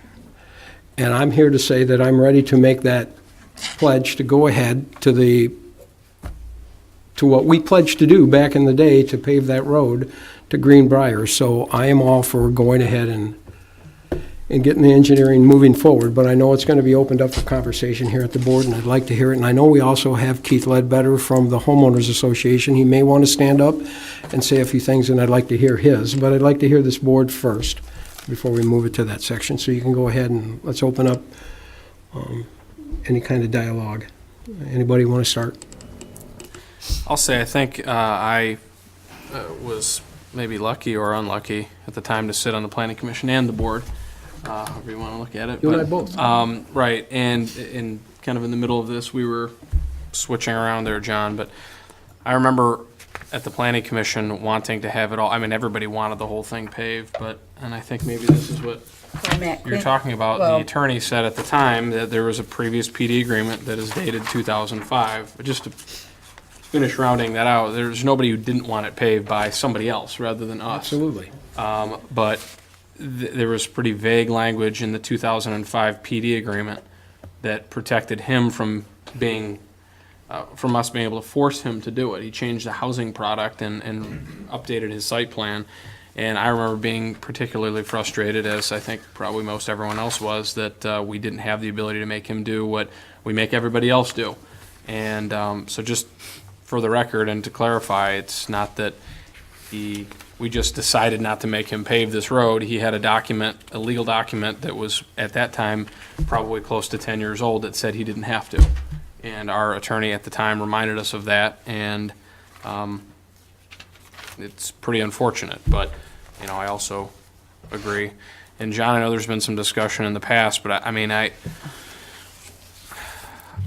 think part of the reason we looked at waiting to see whether funding sources were available is because we didn't want to necessarily stop here. We talked about an L. We talked about going down to 9 Mile and going east and making the connection to the existing pavement on 9 Mile and creating another route for people, as opposed to just putting a third of a mile in, knowing it was going to cost quite a bit more, but that sure makes a lot of sense long term. It's not going to necessarily triple the cost of everything, but it would be a bigger project, a more expensive project. And my preference is still to try to do that, to try to pave it all the way down to 9 and all the way over to where the pavement ends on 9 Mile east of Chubb. There aren't any federal funds available for Chubb Road. I believe 9 Mile is on the federal. And Curry certainly is, and that is slated to be paid with federal monies in 2021. 20 and 21, yeah. So I'm not sure, that little section of 9 Mile, though, might be eligible, but Chubb is definitely not. And so that would just be, and I don't even know if that would be considered that small portion of 9 Mile if that was presented to the road commission to fund that, but. You know, another thing is Chubb Road is really a canopy road. I mean, it's a tree. It's it's probably the prettiest road we have left in the township. And I know that everybody likes to have pavement, but that is a beautiful road. I wonder what the actual Chubb Road residents think about taking all the trees out and curb and gutter and Chubb Road all the way down to 9 Mile. I don't know that. I'm just saying that it is a beautiful road and it's got a lot of canopy, and that would all be gone. Be a lot of clearing with the road paving project. You know, I think it was a good alternative to pave it to the first road going into the entrance of Tanglewood, or Greenbrier, I think is the name of the road. I just think that was a good alternative. And that's expensive enough. I mean, that's going to cost some major money just to get it that far. And the proposal is based on, from taking the pavement from 10 Mile to the Tanglewood entrance. That is the scope of what's before you tonight. Now, if the board wanted to do the entire thing, it certainly could be done. It's just really up to you where you want to proceed. You also have another paving project on your agenda tonight as well. So. Is there any other discussion on the board? I'd like to bring Keith. Yeah, I mean, I guess I can give my experience on this, because I was on the planning commission back in 2013, and at the time, the attorney did not say anything about us not being able to pave that. Now, I see what was just handed out right here is a synopsis from the former township attorney that references the 2005 PD agreement for Tanglewood, which also has several misspellings of Curry Road in here. But regardless, what this says matches what, John, you had done as an introduction. However, at the time, on the planning commission level, it came to us as Greenbrier PD. It came to us as a completely new development, which under the PD ordinance has to be on a paved road. With that in mind, we thought it was a slam dunk at the time. And that's why it was voted unanimously back in 2013 from the Planning Commission to not only pave the mile, when actually they would have had to done 1.25 miles because it does go west on 9 Mile. But we gave them, a little break there, and also they were to pave 1 mile of pathway. Obviously, that changed when it got to the board level. The negotiations happened, but what bothers me the most about this one is the developer never balked at it when we approved it at the planning commission level. He never said, no, I can't do it. I don't think we can do it. And even when it came for final planning commission approval after the board had secured the $350,000, it barely passed planning commission. It was a 4-3 vote because they pulled off the mile of paving and the mile of pathway along Chubb. This came around again about this time. It was November 2017, and I definitely, pretty much said the same thing and was very adamantly against spending taxpayer dollar on something that we thought we could get for free from a developer. Now, seeing this come in again, as soon as this hit the packet, I was struggling with this, to be in all honesty, because I reached out to the Tanglewood Association to get their opinion on it, and resoundingly they want it paved, and I don't blame them. They even said the developer told them when they bought their homes that the township was paving either the mile or up to the entrance. They got two different stories. So, I obviously have sympathy toward the residents because, surprise, the developer said we were going to do something that we weren't necessarily prepared to do at that time. Also, looking back on that $350,000 contribution, the township engineer, not Leslie, it was the prior engineer from Giffords, they had estimated $750,000 in 2014. Now, obviously, prices have gone up, but we're getting close to, we're at, 1.2, 1.3 million now on that piece? The estimate in the Ranges from packet, 900. construction costs of $965,000, and that was really close to my 2015 estimate. Correct. And then, but my range over the weekend is at 1.2. So that's a significant swing, and I understand that, but this is, I'm not sure that 900,000 is still not in the range. You just won't know until you bid it, and I get through all the permitting process if you decide to move the project forward. Right. And, you know, and this is what I'm struggling with, because as much as I wanted to get the residents of Tanglewood's opinion on it, I was also getting calls from, unfortunately, other residents within the township that they don't want to see their tax dollars being spent on essentially a short paving project that is literally going to benefit just one subdivision. And, well, So Lion Ridge will tie in too, but I'm sorry? Lion Ridge will also tie in. 2 subdivisions. But yes, but see, that's what I'm saying. And then I say all this, and I was trying to figure out how can we make, you know, everybody happy in this. Obviously, you go from one extreme where they say, we don't want any other tax dollars used for this. Spend the $350,000, go as far as you can. Well, that's going to probably just get the approach. You might get 500 feet at best. So, okay, you know, talking with you know, are there options to leverage that? One thing that was brought up during our Meet the Candidates night back in 2016 at Tanglewood was the condition of their main collector road that runs through the neighborhood. Is that a possibility that money can be leveraged to offset a special assessment district? Now, I think we got that answer tonight when John said that was earmarked for Chubb Road. It couldn't be used for anything else. So that's off the table. So that leaves us to a couple items. We can approve what's presented, as Leslie's presented. We could approve what's presented plus the pathway portion of it, because that is a little add-on to the proposal. I know, you know, I'm talking to some residents there, they have golf carts, they like to, you know, ride down to Kroger with a continuing pathway along 10 Mile.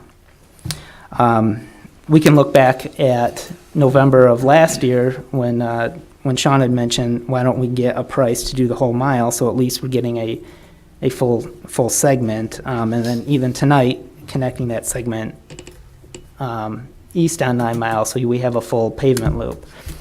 And of course, that's the most expensive option, but that was the one I was kind of leaning toward in my head, because, you know, it satisfies the residents of Tanglewood, it can satisfy the community in general, because it's creating another loop, and it's also, which is a benefit to the township. It also would take traffic off of 10 Mile, and it would also take traffic off of 8 Mile, because it gives, you know, a paved loop. But again, that's the most expensive option, and as John said, Chubb Road is a fantastic, I mean, it's a nice road. It's a nice canopy road. So I say all this, and I'm still not, you know, 100% sure what I want to do in my head. And, you know, if we do decide to do something more than what Leslie's proposed, I mean, these roads are the road commission's roads. Do we have power to leverage them, even if they're not within the federal aid boundaries, the complete package? We can maybe say, hey, we're coming to the table with part of this. Can they help us out, whether it's in-kind services or whether it's some road improvement dollars, and kind of get some sort of cost-sharing agreement so as many people we can benefit from this. So that's kind of where I'm sitting, and I'm, you know, like I said, I'm not sure exactly what we want to do. Okay, well, my situation, as I said here, and I'm going to speak for myself only, this board made a majority commitment to pave that road. And we have the option to pave that road or not. We can say, Leslie, let's go ahead and get the engineering accomplished, and through the process of getting this first piece going, we can look at other options. We can look at other options of possibly paving the entire road. I think that's something that the actual homeowners on that road need to talk about. I do believe that paving that road all the way down is going to create quite a bit of traffic for them. I would like to, you know, I made a commitment on this board to move this forward when the project was nearing completion. And that's what I'm here to do. So you guys can keep thinking about it all you want, but we made that commitment as a board, and it was a majority part of the board. It wasn't one or two. It was a majority that said yes. And we all made that commitment, and a lot of us were on the board at that time. So if anyone else would like to say something, I'd like you to go ahead before we bring Keith up. Well, I have some comments. Go ahead. I do too, so when you're done. Might be a second, okay? I think Chris really hit most of my points tonight. Chubb is a very beautiful road with the canopy, and I actually enjoy taking the back roads instead of always taking the pavement. So, as a personal preference, I think having a gravel road and having that canopy and the mature trees is really a pleasant drive. I was on the Planning Commission for the preliminary review, and Chris has his recollection is rather spot on. As far as the desire to have the entire all of Chubb paved down to 9. I was not on the Planning Commission at the time that it came through final, and I was not on the board at the time that it came through final. But I think that Chris brought up a good point about if we're going to use tax dollars to pave only to the entrance, it becomes a challenge in my decision because that does not create a true township-wide benefit that warrants using township dollars. However, I do recognize what John says, that this was an agreement and a promise made to the residents who are there. So I'm kind of on this tightrope of decision making. I do think that there are some additional benefits to paving the entire length of Chubb from 10 to 9. That we could have a reasonable bike path or sidewalk path that can continue to move people safely along Chubb, or even if you look at Chubb and Willowbrook Drive, the sidewalk just stops. It doesn't even take you all the way to Chubb, and we continue to have this problem of connectivity, and I continue to bring up on almost every project, just trying to safely move the public either through walking up along a path or sidewalk or riding a bike, instead of trying to navigate on the side of a road, or it's relatively unsafe if you're trying to walk or ride a bike to get to South Lyon East High School. And if you're on the south end of that segment, at around, let's say 9.5 mile, for you to just get to South Lyon East safely, if you're a teenager trying to get to a football practice or to an evening activity, it makes it really challenging. And having a comprehensive paving project I would hope would include a bike path or a sidewalk, whichever's cheapest or whichever we would have to do. And I think that would support having pavement from 10 to 9. But again, that's without having any of the residents of Chubb here tonight, or I don't know if anybody is here tonight from that front Chubb Road. And so that does change the traffic volume and right in front of their homes. And I think that we could come up with a relatively comprehensive plan that is not simply paving a segment, and that it would be an incomplete project, I feel. So it's, instead of having these things achieved piecemeal, I have a feeling that at some point Chubb, and I don't know in how many years, but I have a feeling that at some point Chubb is going to be paved down to 9 mile. I just don't know when, and I don't know the cost. So I at this point, I'm kind of indecisive. But those were my overall concerns that I have in this project. Okay. I feel we made a commitment for the paving of Chubb up to the entrance to the Tanglewood. And I think we have to live up to that commitment. Anything over and above that is open for discussion, but I don't believe that portion of it is open for discussion, whether to do it or not. Okay. I agree, we took monies for that, and if it's earmarked for that, Carol, we can't put that anywhere else, so we have to use that. Patty? My turn? Go ahead. Well, since I sit on the planning commission now, I certainly understand the role of a planning commissioner. So I've been on the board for a very long time, and now the planning commission. The planning commission is a recommending body to the board. They don't make the decisions. They don't make the final judgment. So we send multiple things to the board all the time. It gets changed, amended. Some things they like our stuff, some things they don't. Yes, we would love to have that road paved by that developer. Yes, we would. However, when you get handed a sheet of paper, now I'm at the township board. We have the responsibility for, back then, I don't know how many thousands of people, so you have to be really careful. Matt Quinn told us, that was our previous attorney, that it was 98 lots. They went from condos to single-family housing. That was the amendment and a few other minor things. He told us that it absolutely would be a taking of the property. We could not force this developer, number one, to pave the entire road, and we also could not get him to even participate in the road because there actually is a PD agreement. So at the board level, you have to make a different decision than you can for the planning commission. We can wish for everything, and Carol has made it very clear to us also, as our new attorney, that you have to be very careful that the laws in the state of Michigan, that you cannot make people do things just because. Am I correct, Carol? Yes. Seriously, and I probably violate more than anybody. So I'm always trying to get the extra $5, $5,000. And I can tell you right now, they actually offered us $300,000, and I got an extra $50,000 on this $350,000 project. You Closure are is- good at that. I did, and that's a fact. So, yes, would we like that? Yes, we did. Were we told by our legal counsel that we have to follow so we don't get in a lawsuit? Yes, we do. And so I think there's a clear division of that. I love that the planning commission wants that. I try to get everything I can at the planning commission level, but it's really up to the township board.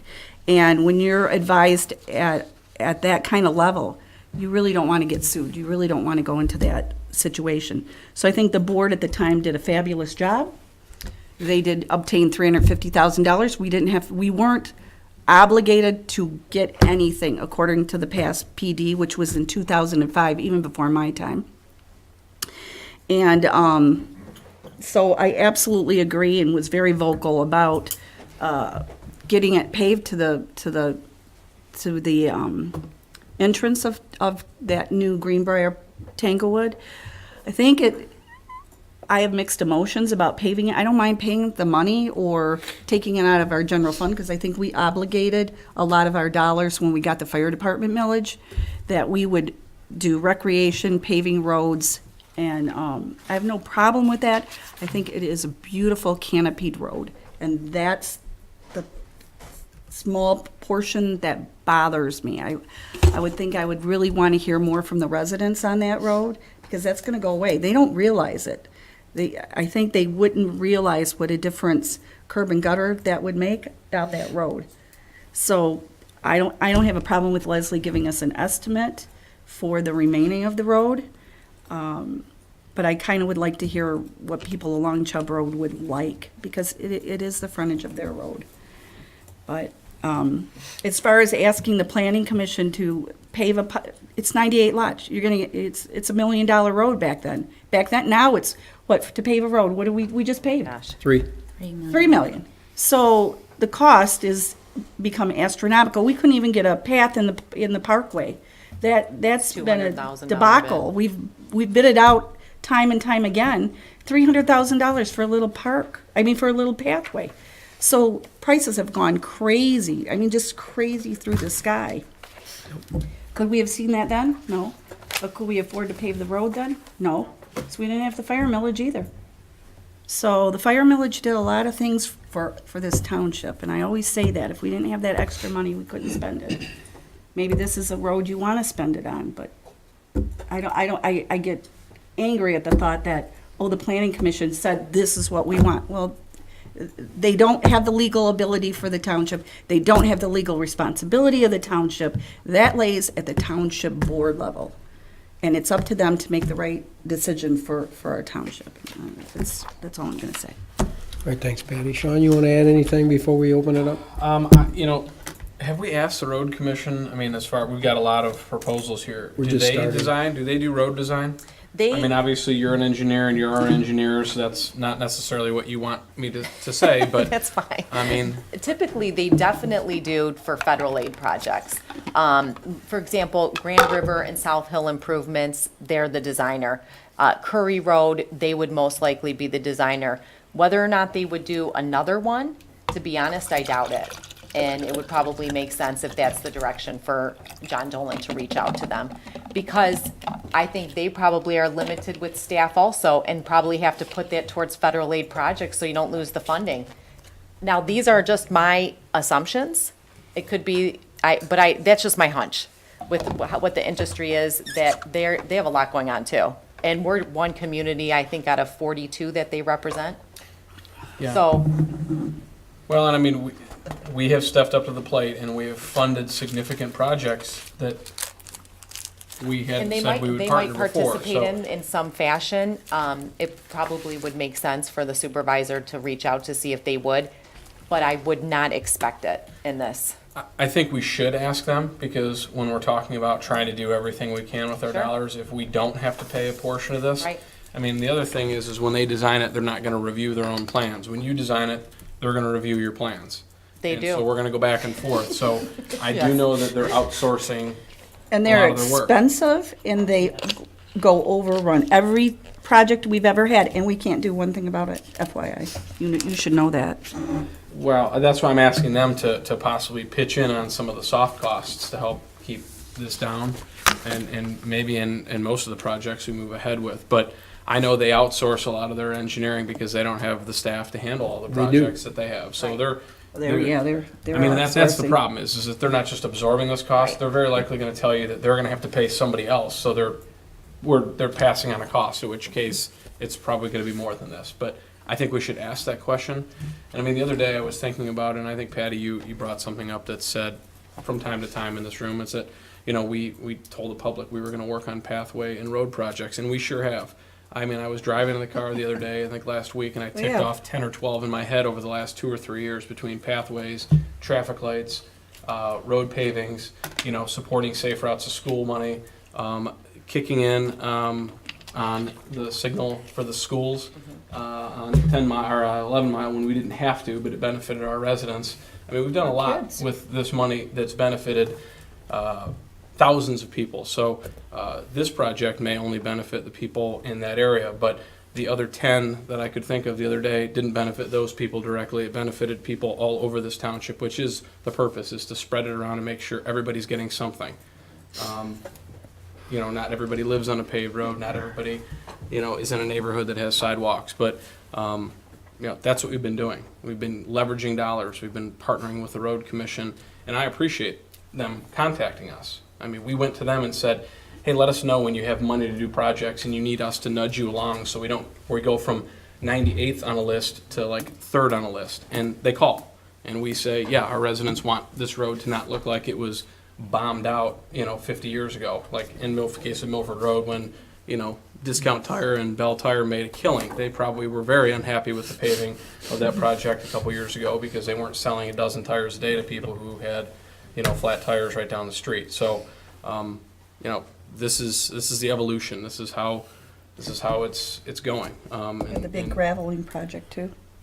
Well, we did 6 miles of gravel road last year. Yep, and we upgraded. I think we kicked an extra 50 grand in Well, on they top did the of. drainage, we did the gravel. Right. So I mean, good things are happening and progress is moving. I mean, we're not going to have 5-lane roads in every direction, but I think the answer and the reason I was pursuing the complete paving of Chubb potentially is because if you don't have 5-lane roads to carry 80,000 trips a day, which we don't necessarily want. You want it until it's in your backyard, and then it's the most horrific thing you've ever seen with all the lights all night long and everything else. But to create other routes to relieve 10 mile, 8 mile, where, you know, our busiest east-west thoroughfares are, that's a big thing. That's a time saver. It's a safety issue. Our first responders get down paved roads a lot quicker, a lot easier, a lot safer. Get down paved roads quicker, safer, and easier than gravel roads. I mean, that's another consideration. So, And back to the Oakland County and the engineering, I had a meeting with the Dixboro Road that's coming up. I had a meeting with Oakland County and HRC is their engineers. Yeah. So they put it out. They've got a few firms that they use because they're busy.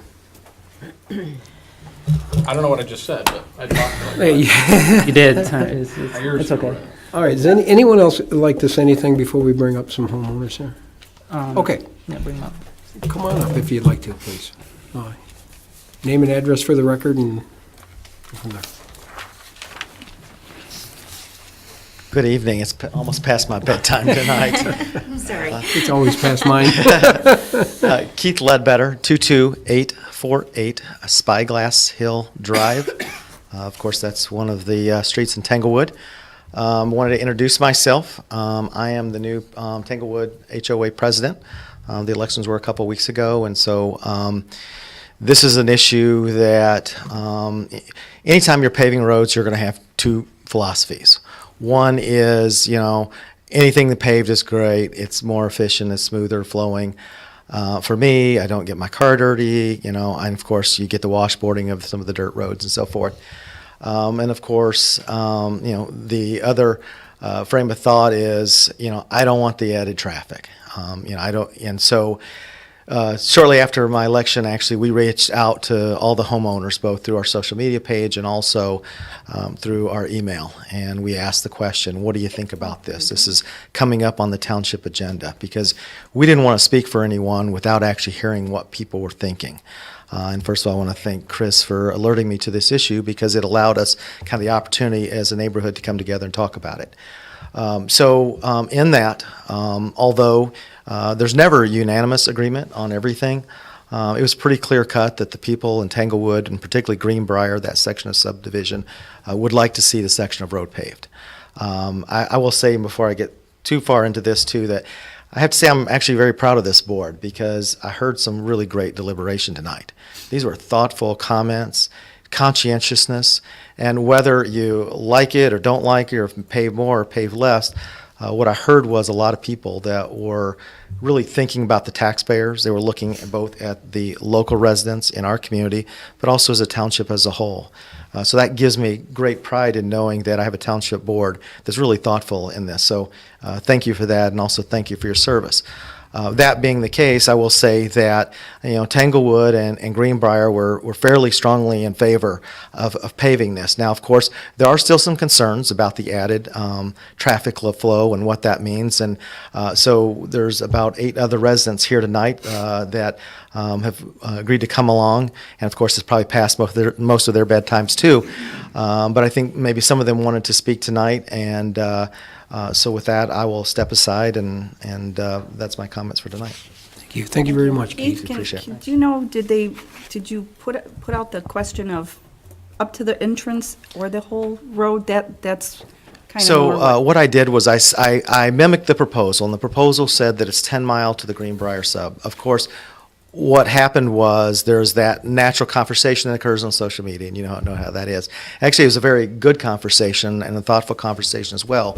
So the conversation came up about paving to 9 Mile. Of course, look, would we like to pave it all the way to 9 Mile? Absolutely. I think it's very clear. Some of the concerns mentioned here, it is a beautiful road. Is there a way to mitigate some of the fact that you're losing some of the canopy? Is there a way that you can adjust that? I don't know. I mean, that's probably an engineering question, but it's something I think that should be looked at because I think we all enjoy the beauty of those roads down there in South Lyon, and I like to take those roads as well. So that conversation did come up, and overwhelmingly, I think most residents would like to see it paved all the way. That's a difficult decision for you to make. Obviously, the funding isn't necessarily there to do all that, but in an ideal world, from our perspective, it's something that we would probably overall like to see as a neighborhood. Okay, Thank you for the perfect. great question. Any other questions? Thank you. It's nice to meet you. Nice to see you.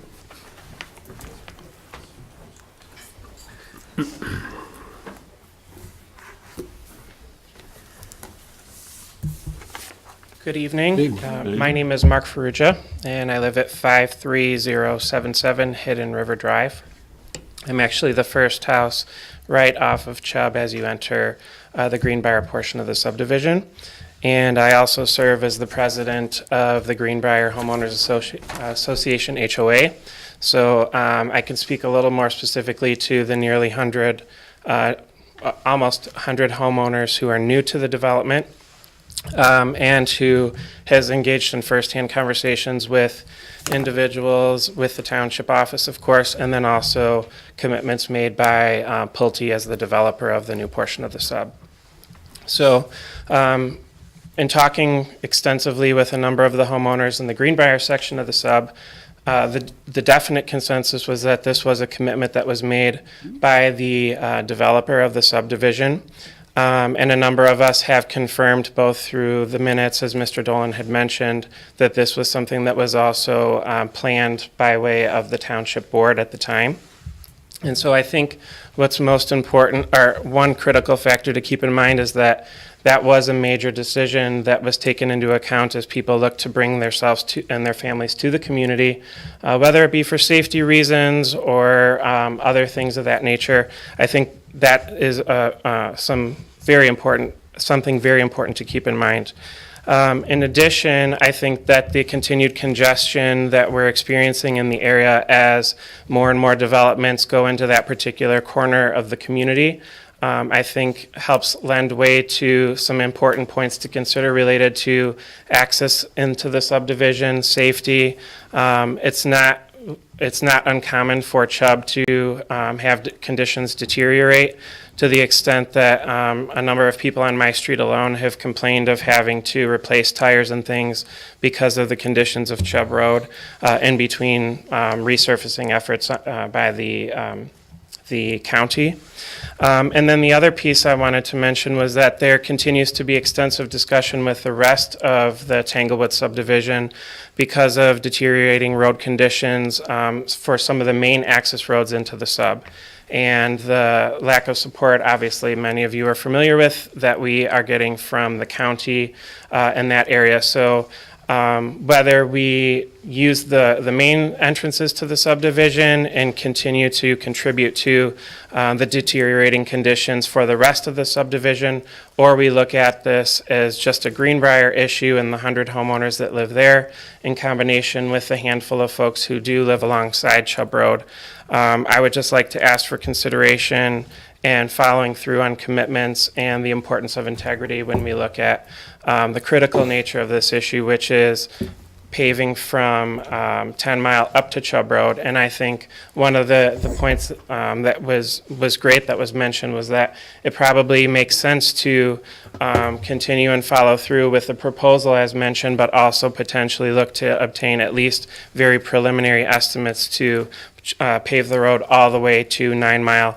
for whether it's future development once the paving takes place on 9 Mile up to Curry and so forth. So thank you very much for your willingness to hear our side of this, and we hope that you guys will make the decision to move forward with the paving at least up to Greenbrier. Thank you, Mark. Appreciate it. Anyone else want to come on up and... Okay. Want to come up? Anybody? Okay. All right, seeing no one else, then I guess we've got this proposal on our plate here to talk about getting the engineering design moving forward on paving of Chubb, and this is really the preliminary, it's the first step. And then we can get closer to finding out what the actual cost is going to be, but we really can't do that until we move this forward. So that being said, it's into your court. I'm open for a motion to proceed in the engineering if you feel comfortable. John, what I think I would, my thoughts on this as hearing everything is I think we definitely need to spend the $350,000, the prior board did make a commitment to pave at least up to the entrance, so I understand and I respect that. What I would like to see is for you to reach out to the road commission and see if there is an opportunity for some cost sharing, whether it's in-kind design, construction services, or any type of funding, and we can step to the plate with the road commission and see if we can get this going. I have no further. problems, asking for their help. They're not real helpful. I will stay mute on that one. But I That's can my day ask. job.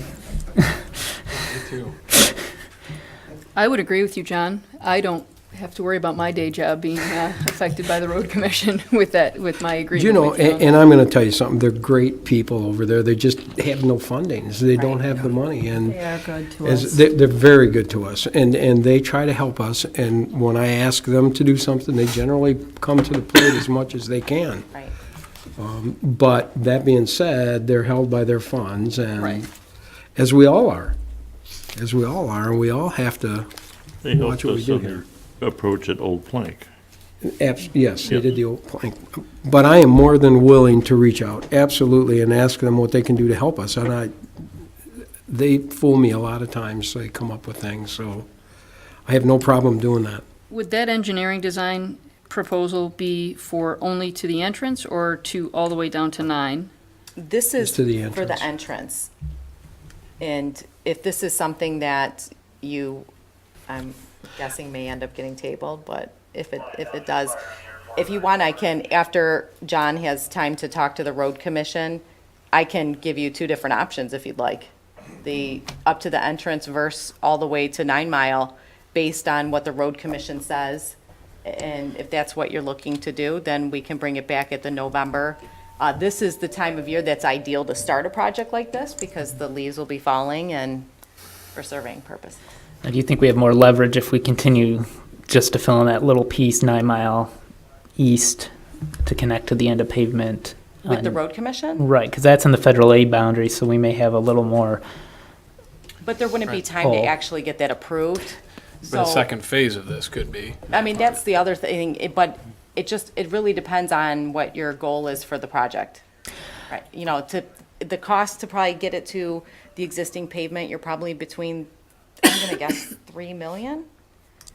So, and if we do this possibly in 2 phases or something like that, because I think that's what would, maybe we do it in 2 phases. Maybe I we just- get to the entrance and then get to the end. I'm just trying to think of a solution that would make everyone happy and try and get it, and if we can leverage the road commission for anything, and if that little piece is in the federal aid boundary, maybe phase 2 is a few years down the road, but at least we can let people know this is what we've fulfilled the commitment from Tanglewood. I don't and think Greenbrier, anything's, and I we don't think can- anything's off the table, Chris. I think we're going to continue, go after funding for, all of our dirt roads. our Don't get me, gravel roads. don't get me wrong, because I am a little bit of a softie when it comes to paving all gravel roads, so I know coming as a civil engineer, that sounds weird, but I personally like to drive on gravel roads a lot too, so. It's one of your hobbies. I love Chubb I Road. would say it's a lot faster to get places. That's true. It's during certain times of the day. I would like for you to have, for us, a proposal that goes just to, what is that, Wind or Hidden River Drive? Yeah, a proposal for Hidden River Drive, or up to Hidden River Drive, and then additional information going all the way to 9 Mile to connect to that segment that is paved on 9 Mile. And I think that Sean did bring up a good point regarding public safety issues as far as getting from point A to point B. With emergency vehicles, it's easier, I would assume, to get along a paved road. And then I believe, when Mark was speaking, I was looking more clearly at the map, and my thought was, if the pavement only goes to Hidden River Drive, how much cut-through traffic then goes through his part of the neighborhood down to 9 Mile to avoid the unpaved portion of Chubb to the south of that, to the south of Hidden River Drive. And so I would think that would be definitely a concern with those homeowners, that if we only do pave up to that point, it won't take people long to figure out that if you want to keep your car clean, you start using their neighborhood to cut through that corner. And then also. I call you cut through blades. Makes sense. You Queen of find the all the cut cut throughs through the subdivisions. That's what I have been known for in my childhood. You told everybody about I it, know too. that. And then also, Leslie, I was hoping that you could provide, as part of that estimate and engineering design, pathway discussion, because I feel as if, even if we only go to Hidden River, I think it would be an incomplete project to not provide some kind of path along Chubb, a paved path, whether it's a sidewalk or a bike path. And if we can do it with just a sidewalk, I'm happy with that too. So that's what I would like to see as far as the engineering design information.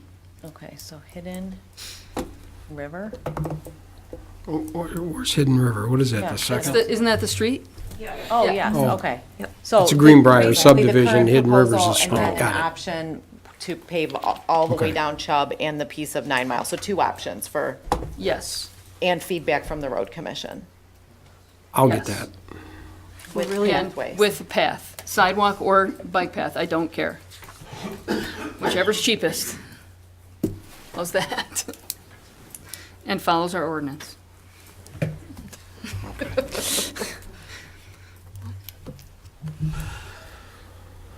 Okay, so really, what's on our plate tonight is to the Hidden River Drive.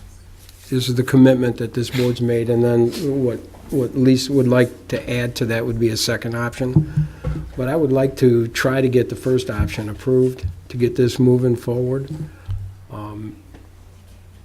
It's up to this board if you, I'd like to get this first one on the board and committed to, and get that moving. In order to do that, we're gonna need a motion. I don't know how extensive you want the motion as far as Well, other John, engineering. would your suggestion then include a path along I Chubb? think, was the path originally part of that? No. It wasn't? It was in the cover letter So- from last year, and I kept the same language the same. Well, I agree with Lisa, it's important. I'm just not sure the cost. I mean, I think this is gonna get pretty cost prohibitive, so, Well, we don't have the park path, the $170,000 that we had dedicated to the park path. I mean, I wouldn't mind seeing a cost of that, but I'd like to get the actual paving engineered to start. That commitment was when the development was finished. I If can you're do gonna do it. the surveying, though, you wanna survey the whole thing and Oh, plan for absolutely. it, and then if you bid it out and you have to remove the path because it's just ridiculously astronomically expensive, then that could be, but why not? It would get definitely, all it would be designed? significantly cheaper to build with the road, especially when you have right-of-way the entire west side of the road. Well, maybe a couple of houses you don't, but Right. the majority, because of Tanglewood, they dedicated their right-of-way. That's a Right. big deal. Well, I don't have a problem getting it all designed, but what I'm saying is our cost tonight is getting the first portion of this designed. And Right. I don't know if you want to give an open-ended engineering, to go ahead and design all of 9 Mile and, the bike path and all that. I mean, I don't know. If we're gonna look at that price next month, then we could always modify this if Leslie isn't gonna squeeze the pathway I would design feel in good under about these that. under these figures tonight. Well, my proposal's based on the low end, Wow. so. I- It As far as just the- depends, if you're comfortable with us starting with survey work, you could authorize that. If you don't want to authorize anything to start, Why that's don't- fine too. I would like to get the entire project to Hidden River Drive engineered. That's my thought. That was the commitment. I'd like to get that done. If you want to add to the next agenda to go ahead and get a cost to do the rest of the engineering, I would have no problem with that. At next month's meeting, maybe Yeah. get an estimate to go the entire, The rest of Yeah. what the additional cost would be. Right, And I don't know if the bike path, and the pathway on the west side at the next meeting as well. okay, you want to do that, so we can actually I mean, just get to to- this. just to have- just- I right. agree with you 100%. Wait, I guess I need some clarification. So the item that we want to have for engineering is only the paving of Chubb, not to include any path on the west side at this moment. The estimate that we have right here, I would like to get approved tonight, that would allow the engineering for the pavement to Hidden River Drive.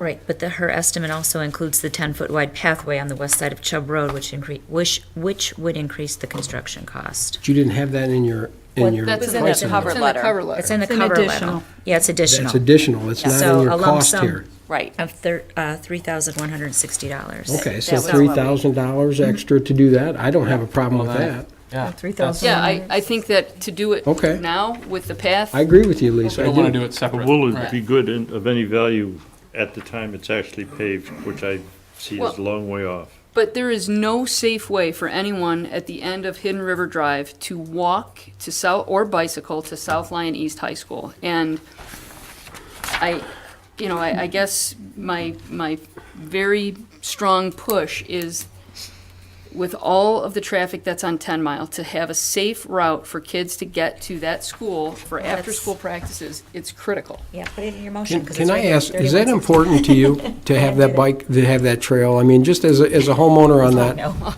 For nothing other than safe access Okay. to the high school. Well, why don't we just add that then, just to go ahead and get it And I- engineered, and I agree. I will make whatever motion has just happened, as long as it you agree with includes that?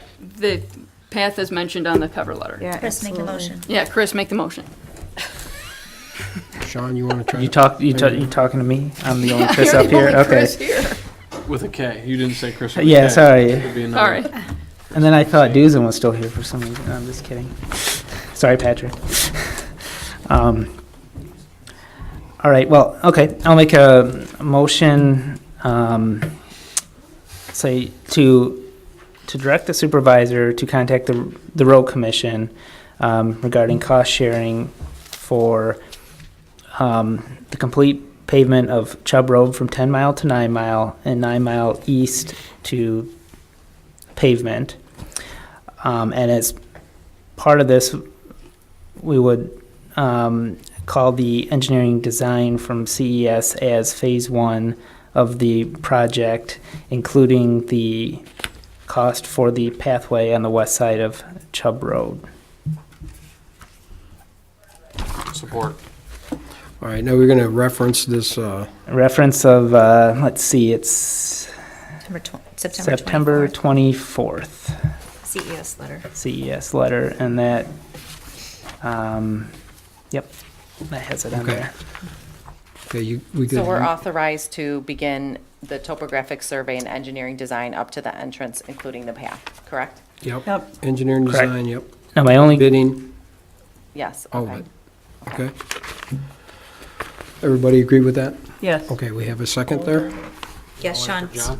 Yep. Yeah, I'm good with that. Yeah. All right. Come on, John. Just yell.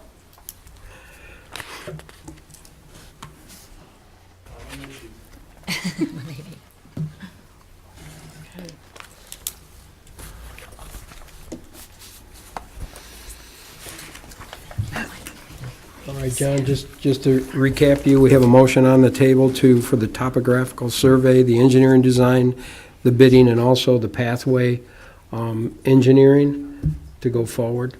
And we do have we have a motion and a second. Okay? You got Okay. that? All right, so. now, John, with that motion, am I gonna is this gonna cause any confusion on, let's say this is a I'm perfect already unicorn, confused. no, perfect unicorn scenario, how about that? If you go to the road commission, they say, yeah, we'll do the whole thing and design it for you. Is that, I mean, that's the They only won't do thing that for could- free, so I'll ask how much. We'll Okay. make sure the cost is right. But if they do say that, yeah, that's, Well, they may cause it as Change our an in-kind service. That's the only, not to take anything away from Leslie, that'd be the only thing that could kind of I got it. throw that out. So make the phone call first. They'll probably say no, and we at least have the first phase authorized. I don't know if they'll say no, but I think there'll be a process to bidding it and giving us cost, and we'll go from there. Okay. Okay? We're not going to have the whole road designed by next month, so I think you're good. I'll get it soon. Quick. All right, so we have a motion and a second. All those in favor say aye. Aye. Opposed? All right. All right, now we're going to move on to, I don't even want to say it. Chubb Road, our Martindale baby. Proposed engineering design for the paving of Martindale Road. You want to take a break for a second? Is that? Yeah. We take just a few minute break. Okay. Thank you. Do we take a break? Do we have to make a motion to take a break? Do we have? I No, don't think so. We lost everybody. We had to take a break. You have a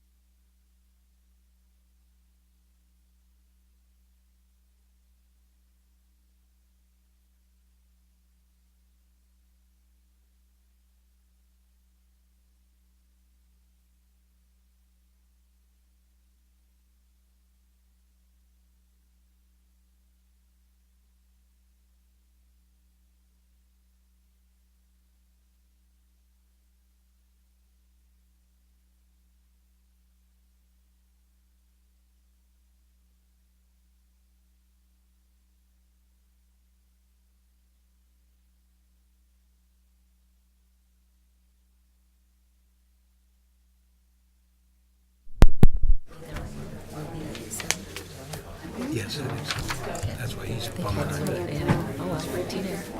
Oh, well, let's get him moving. What, the hairspray paint?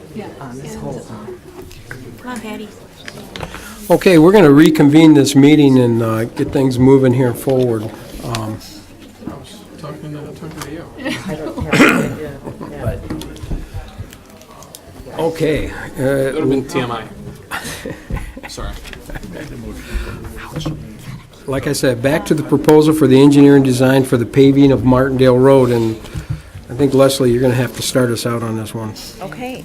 Also included in your packet on the subject of roads is the proposal to design the section of gravel road from Pontiac Trail to the southern limit of the Aspen Trail development. That project has received preliminary approval, I don't think it's been the final yet, of the Township Board. They will be paving from Twin Pines south to their southern limit, but there will still be a section that is unpaved.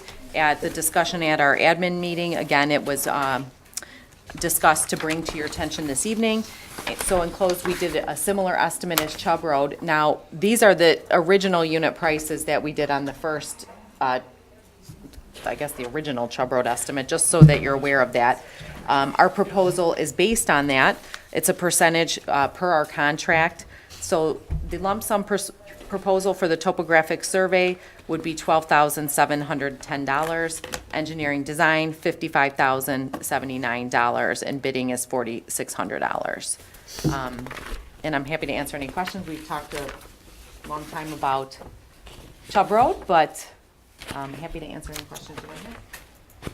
Now, would you coordinate this with the Rick's proposal first? Yes. Before you do this? Oh, well, before we design it? Well, their design would stop at their limits. We've already discussed it with him. Okay. And he would, he's done the survey of his section. He is willing to share that with us, but we still have to do survey because the drainage and storm sewer that's associated with it. But it does help to compare data, and we would coordinate with him. I would expect you would want to bid it together as one project because there is some possible costs. The larger the project, the better your prices. It's just how it is. Yeah. And it would benefit Rick as well. He'd probably actually get better prices because he doesn't have to go through the public bidding. But there might be a possibility of working cost sharing through an agreement with him. There's pros and cons to that, though. The negative of him bidding it is you don't control the contract administration. If you bid it and he cost shares with you, you're controlling the management of the project. So there are pros and cons to it.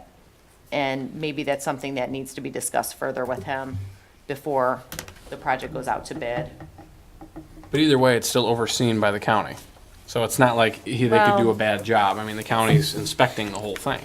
Yeah, but it's different. If the county, for example, the federal road projects, the county is out there full-time, they will stay on your job only, and they will direct the contractor how much undercutting, if additional fabric needs to be placed, that type of thing. They will be the one directing them.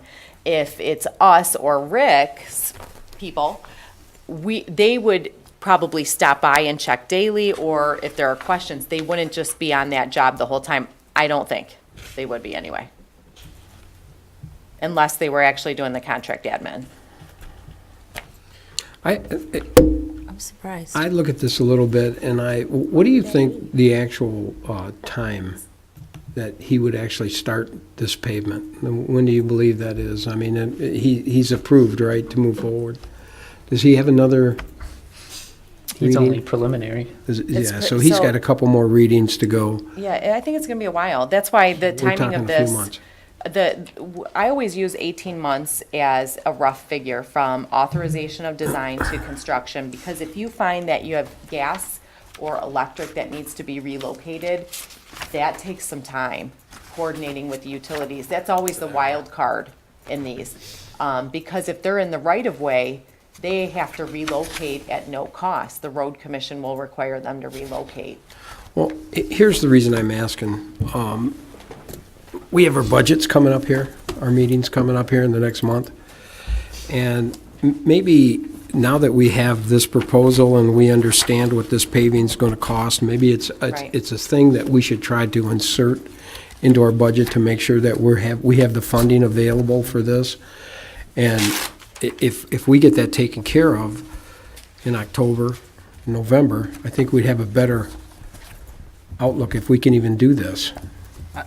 You know, you mentioned going with Rick. I'd like to see this bid out with the Chubb Road project too, and get the whole thing. I mean, the more you can put into this, The better. Well, that would be sooner than later then. I don't know. A month we isn't gonna decide make a on. difference. I mean, would it be, Going to be a budget discussion. would it be probably smart just to next talk month, right? about this in budget just a little bit here and kind of look at where our monies are and our funds and? I guess before we go down this road, my preference would be to get some of these questions answered, because we've asked you to ask the county a bunch of questions in the last one. And They're on with this one too. They'll be And I part of think we this need to ask the same conversation. questions to the county on this one, and this is just my opinion. I'm with you. And then, rather than loading up all this stuff, telling you to go ahead and, move forward, we need to talk to the developer who could be potentially sharing in, I shouldn't say sharing in the cost, but I should say is, I guess, lumping his project in with ours to get better unit pricing. I mean, I think we've got some things to look at with this one.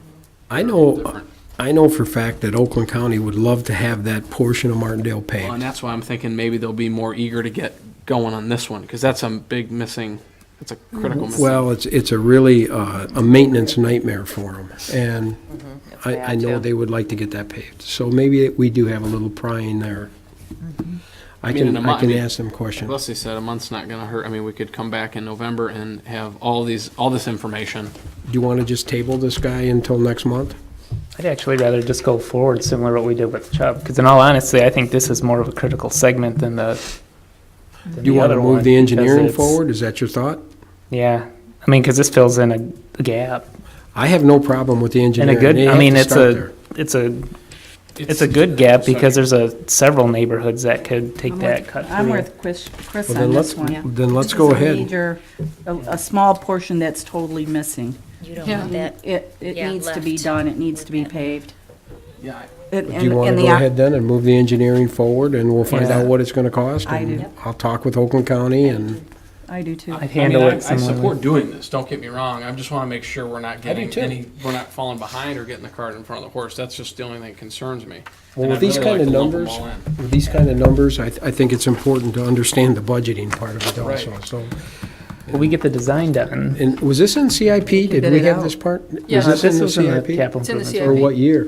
Let me look. I believe it was 2018. 18. Okay, so we're a little behind that one. Okay.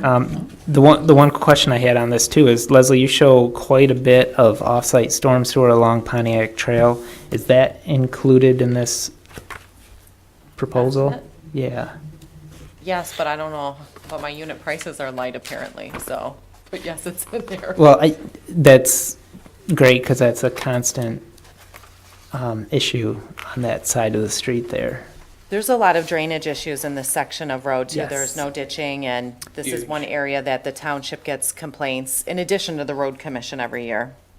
Yeah, there's a considerable amount of storm sewer. I mean, we have 1,900 feet of storm sewer in our estimate. Yeah, I saw on the concept plan you're going pretty far west on Pontiac Trail, which Yeah. is a good thing. I like that just because there's a pretty serious accident a few years ago out there. Yeah. Yeah.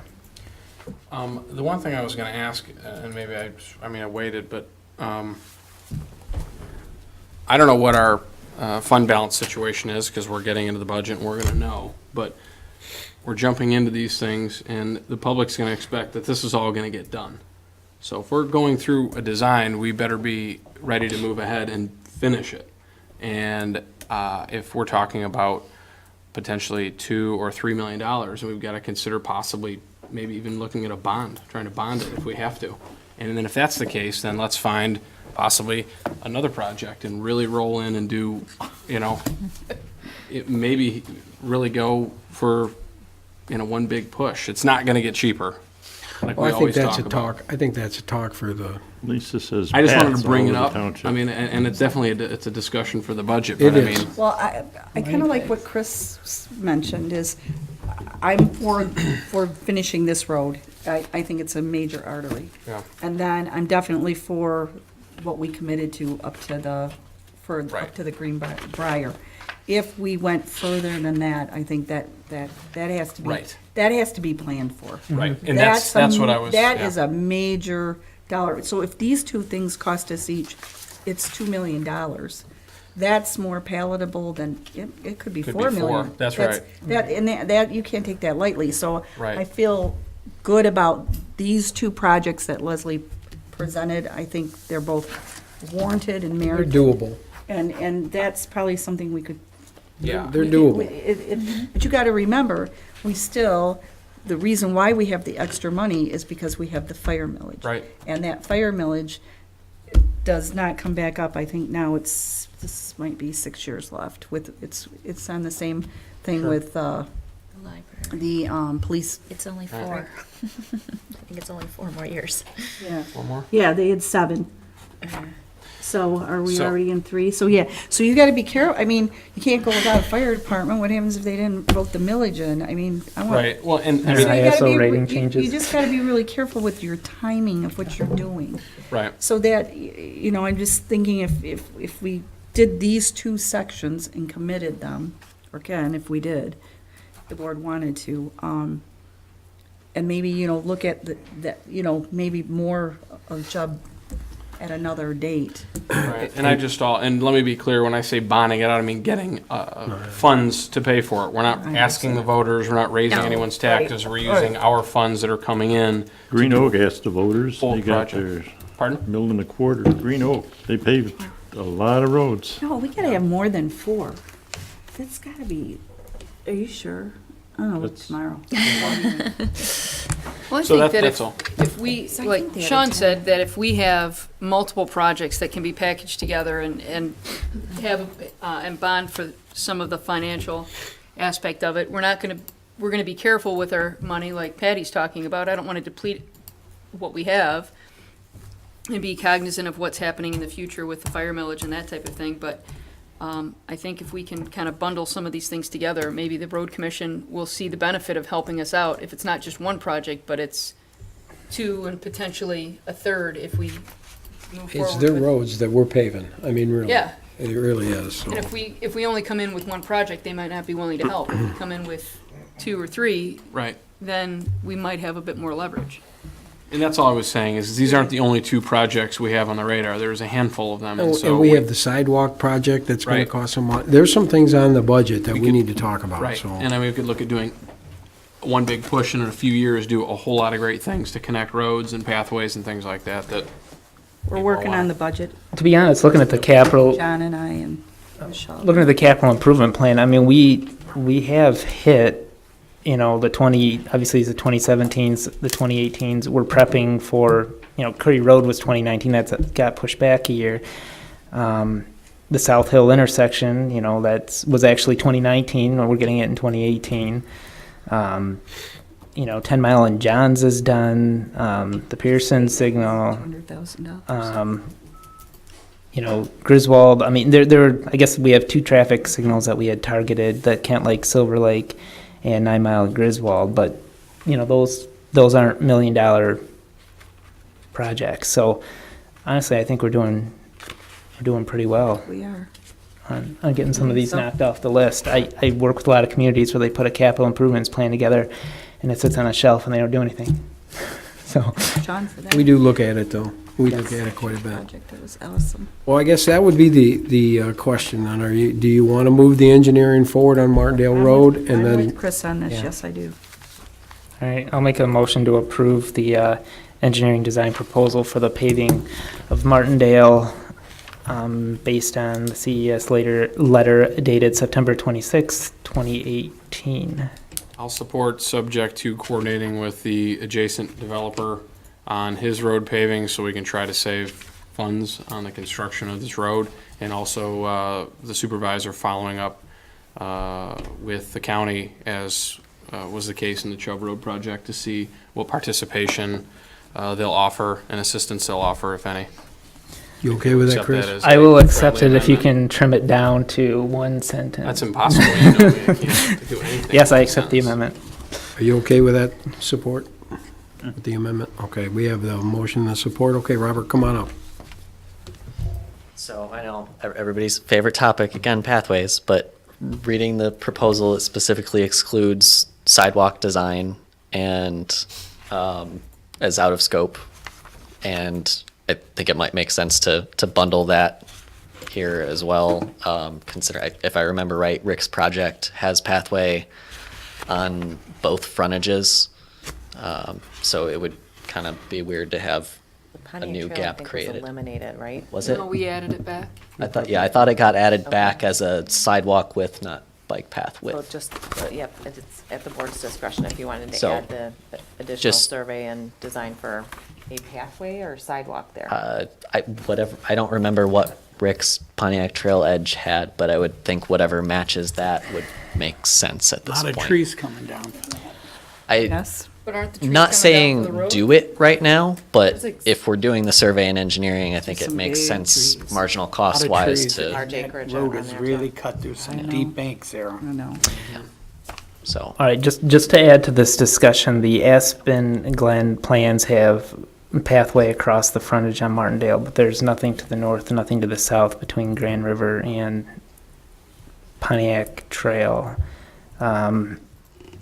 There's some within the Twin Pines neighborhood as well, but that's just kind of what the synopsis, And what's there's going on out there. Sidewalks are south of Right, Pontiac that's, Trail you've on got, Martindale.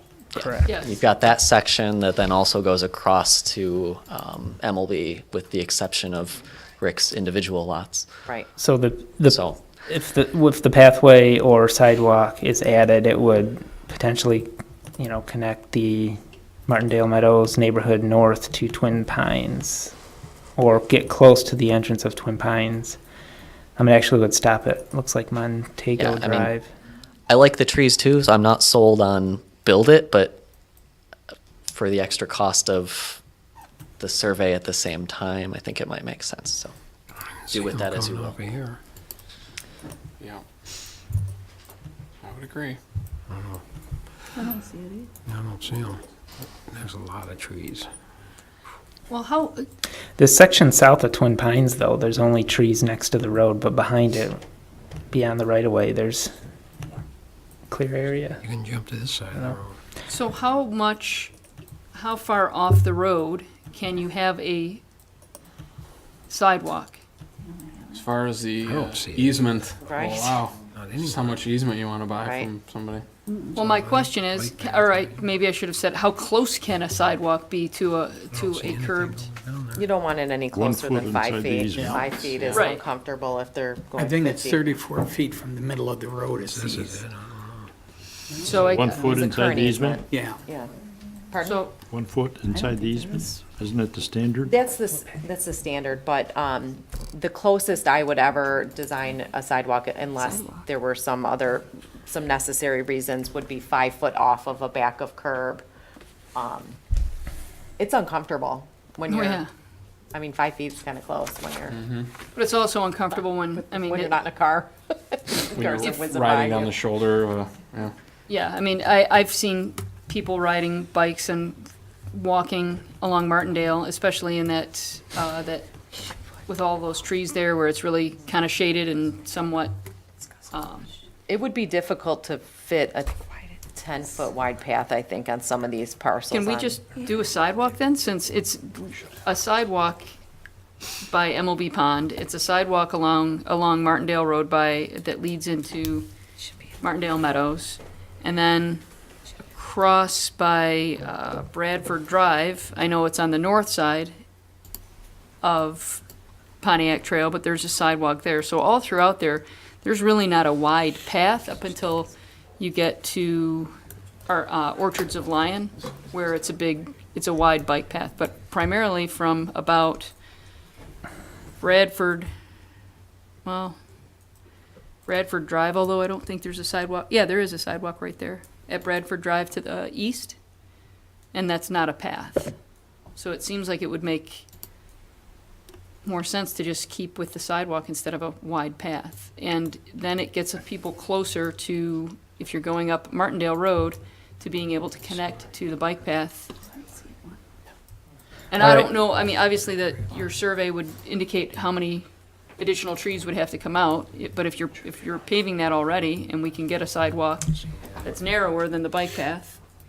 Well, I will amend the motion to include a sidewalk, and then to be similar to what the Chubb Road additional cost was, we'll add that additional cost that was similar to Chubb Road, because they're basically the same length, Okay. and add it to the proposal. Yeah, that's If- fine with As a sidewalk, because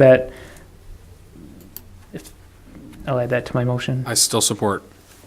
And that would be on the west side of Martindale Road, so it'd be just, Okay, you got that? Okay, we have a motion and a support. All those in favor say aye.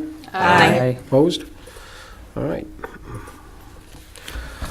Okay, moving on for the resolution to agree to vacate the Roby subdivision number 2018-12.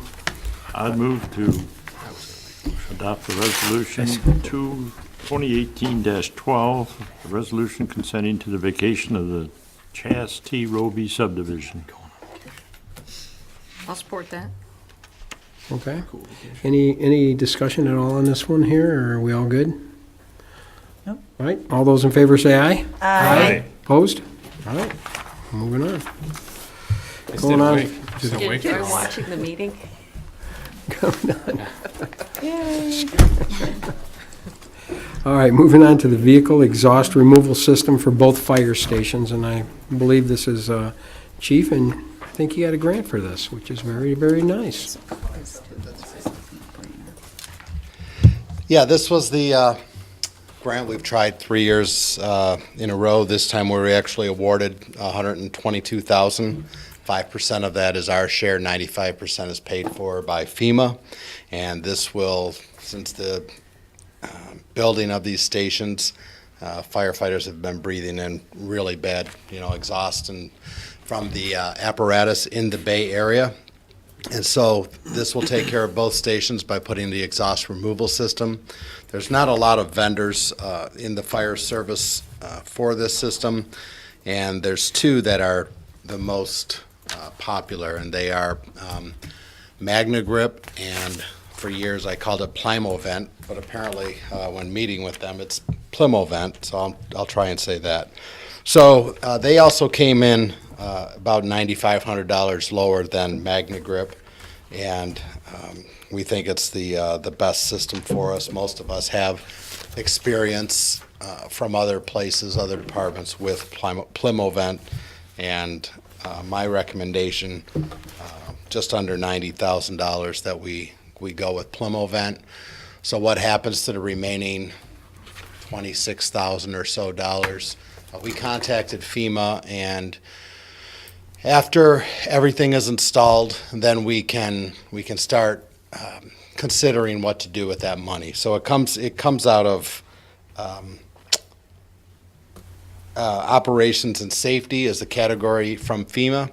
So we're allowed to spend up to $10,000 over that on a operations and safety related category. If we want to go higher than that, which obviously I would say we would since we have the grant, then we'll have to apply to FEMA as far as to justify what that would be. And so in the meantime, as we're getting this installed, we'll take a look at our project priorities and go from there. So right now, you don't have an exhaust system in the bays? Now, they have some type of a modified thing that's on the muffler on some vehicles, but it surprised me when we were denied. But the reason I heard we were denied the first time was because we did not have 24-hour staffing, because we had that 4-hour gap. And since firefighters are now spending the night at the stations that are at the Station 2 right now, that may have been the determining factor. That makes sense. I think this is a no-brainer. I don't know if somebody'd like to make a motion and... I'll make a motion to approve vehicle exhaust removal system for both fire stations as outlined in the memo dated September 21st, 2018. A second. Okay, you want to You gotta mention reference the make? The Plymovent Plymovent. for $89,899.50. Perfect. Still a second. Did we get a second on that? Yep, John Hicks. Okay. All those in favor say aye. Aye. Opposed? Okay. Thank you. Move that forward. Okay, moving on to the adoption of the Hazard Migration Plan Required Resolution 2018-13. Okay, so every 5 years, Oakland County has to put together a hazard mitigation plan from all of the communities within the county to be eligible for FEMA grant funding. And I met with officials from Oakland County I meet with them regularly, but specifically to this, we met just about a year ago, I think, to go over what are the concerns specifically for Lyon Township and the area. So we identified the biggest priorities. Some of it was just tornado siren coverage, down at the south end near the trailer park and 8 Mile. We want to make sure that we have about a mile is about how far those sirens can be heard. And so we found some gaps there. There were other things that we identified. We wanted to have a family reunification plan for schools if there's any type of incident there. So most of them were severe weather related and getting the community to business continuity, our government, local government back up and running. And that was kind of our focus. And so there was, part of the issue was that the information provided is mostly, it's not for public dissemination because there's pertinent information on the community itself and on our school district. So part 1, I believe, was provided, and parts 2 and 3 were omitted because of just to keep it for you. And so this is just adopting a resolution because, like I said, when all communities submit this, then they can, the county is eligible for grants, which affects us, obviously. Make a motion to approve Resolution 2018-13. I'll support. I have just 2 items of discussion for it. One, you mentioned the additional tornado siren. I guess if we have a gap in this hazard mitigation plan, I just think we should look at that at budget time to see if we can get that gap filled. It looked like, on reading the information you provided, that there's just really one location that we just need to fill in. And if it's something we can get in the budget or kind of think about it, then, that would definitely improve the situation. And one thing that the county has been real good on has been increasing the siren coverage for all the county, so they know where the gaps are, and when we identify it, they put that in their budget, and so I really don't have any concern that they're not going to take care of it, but it's definitely worthy of a follow-up conversation with the county. Yeah, it sounds like it started back in 2005. So yeah, it's been a while. There's been a couple of things that were just, they've been there and nobody removed them. So I did remove a couple of the items that there was nothing happening with. The newer one is the like the family reunification plan, because a lot of these are budget dependent. And if we don't have the budget and if they don't have the budget, then I guess it's something we plan for, but that's kind of where we're stuck at times. Okay. Even looking at the there was the emergency shelter for residents. Yeah, that was my other one, and as John had mentioned at one point when we got the generator set up here and the security lighting that is coming forth, and we have the substation here, that the Township Hall will qualify as a emergency shelter in the future. So you have to kind of watch how you say shelter and. Yeah, that's right. I mean, yeah, exactly. But we're on our way to warming center. Warming, maybe yeah, that's That's maybe really that's what the current term right now for where we're at. Well, you have to bed people down if you say shelter. You have to have Language means beds. things, so we have to provide blankets and cots and all kinds of resources versus a warming center where if you need to charge your phone, warm up or things like that. And the county has kind of taken the lead at just identifying where those shelters are going to be. And they also are looking, though, at, if we can identify warming centers or cooling centers here in the township, then they will add that to the list so that they can at least share that, or we can share that with our residents. But as of now, we don't have a designated shelter or others. Any more discussion? Did we get a second on that, or was that Yep. just Sean? We had a Oh, second. Yeah, I sorry. second. Sorry, thank you. All right, all those in favor say, you want to say something? No, it was Sean and Chris. Okay, all those in favor say aye. Aye. Opposed? Okay. Thank you very much. All right, moving on to G, establishing tentative special assessment role for general purposes, Resolution 2018-14. Okay, this is for the delinquent sewer, water, and mowing. And this is our first run. I had Debbie run the roll today so that we could get the mail and all the payments so that we could have a more up-to-date roll. And sorry, we just put the roll on because I realized I it was know. gone when I passed it down to, Yeah, that's to him, okay. so I apologize, but it is on there. So anyways, a lot of people pay between now and when we bring it back again. So They get the letter.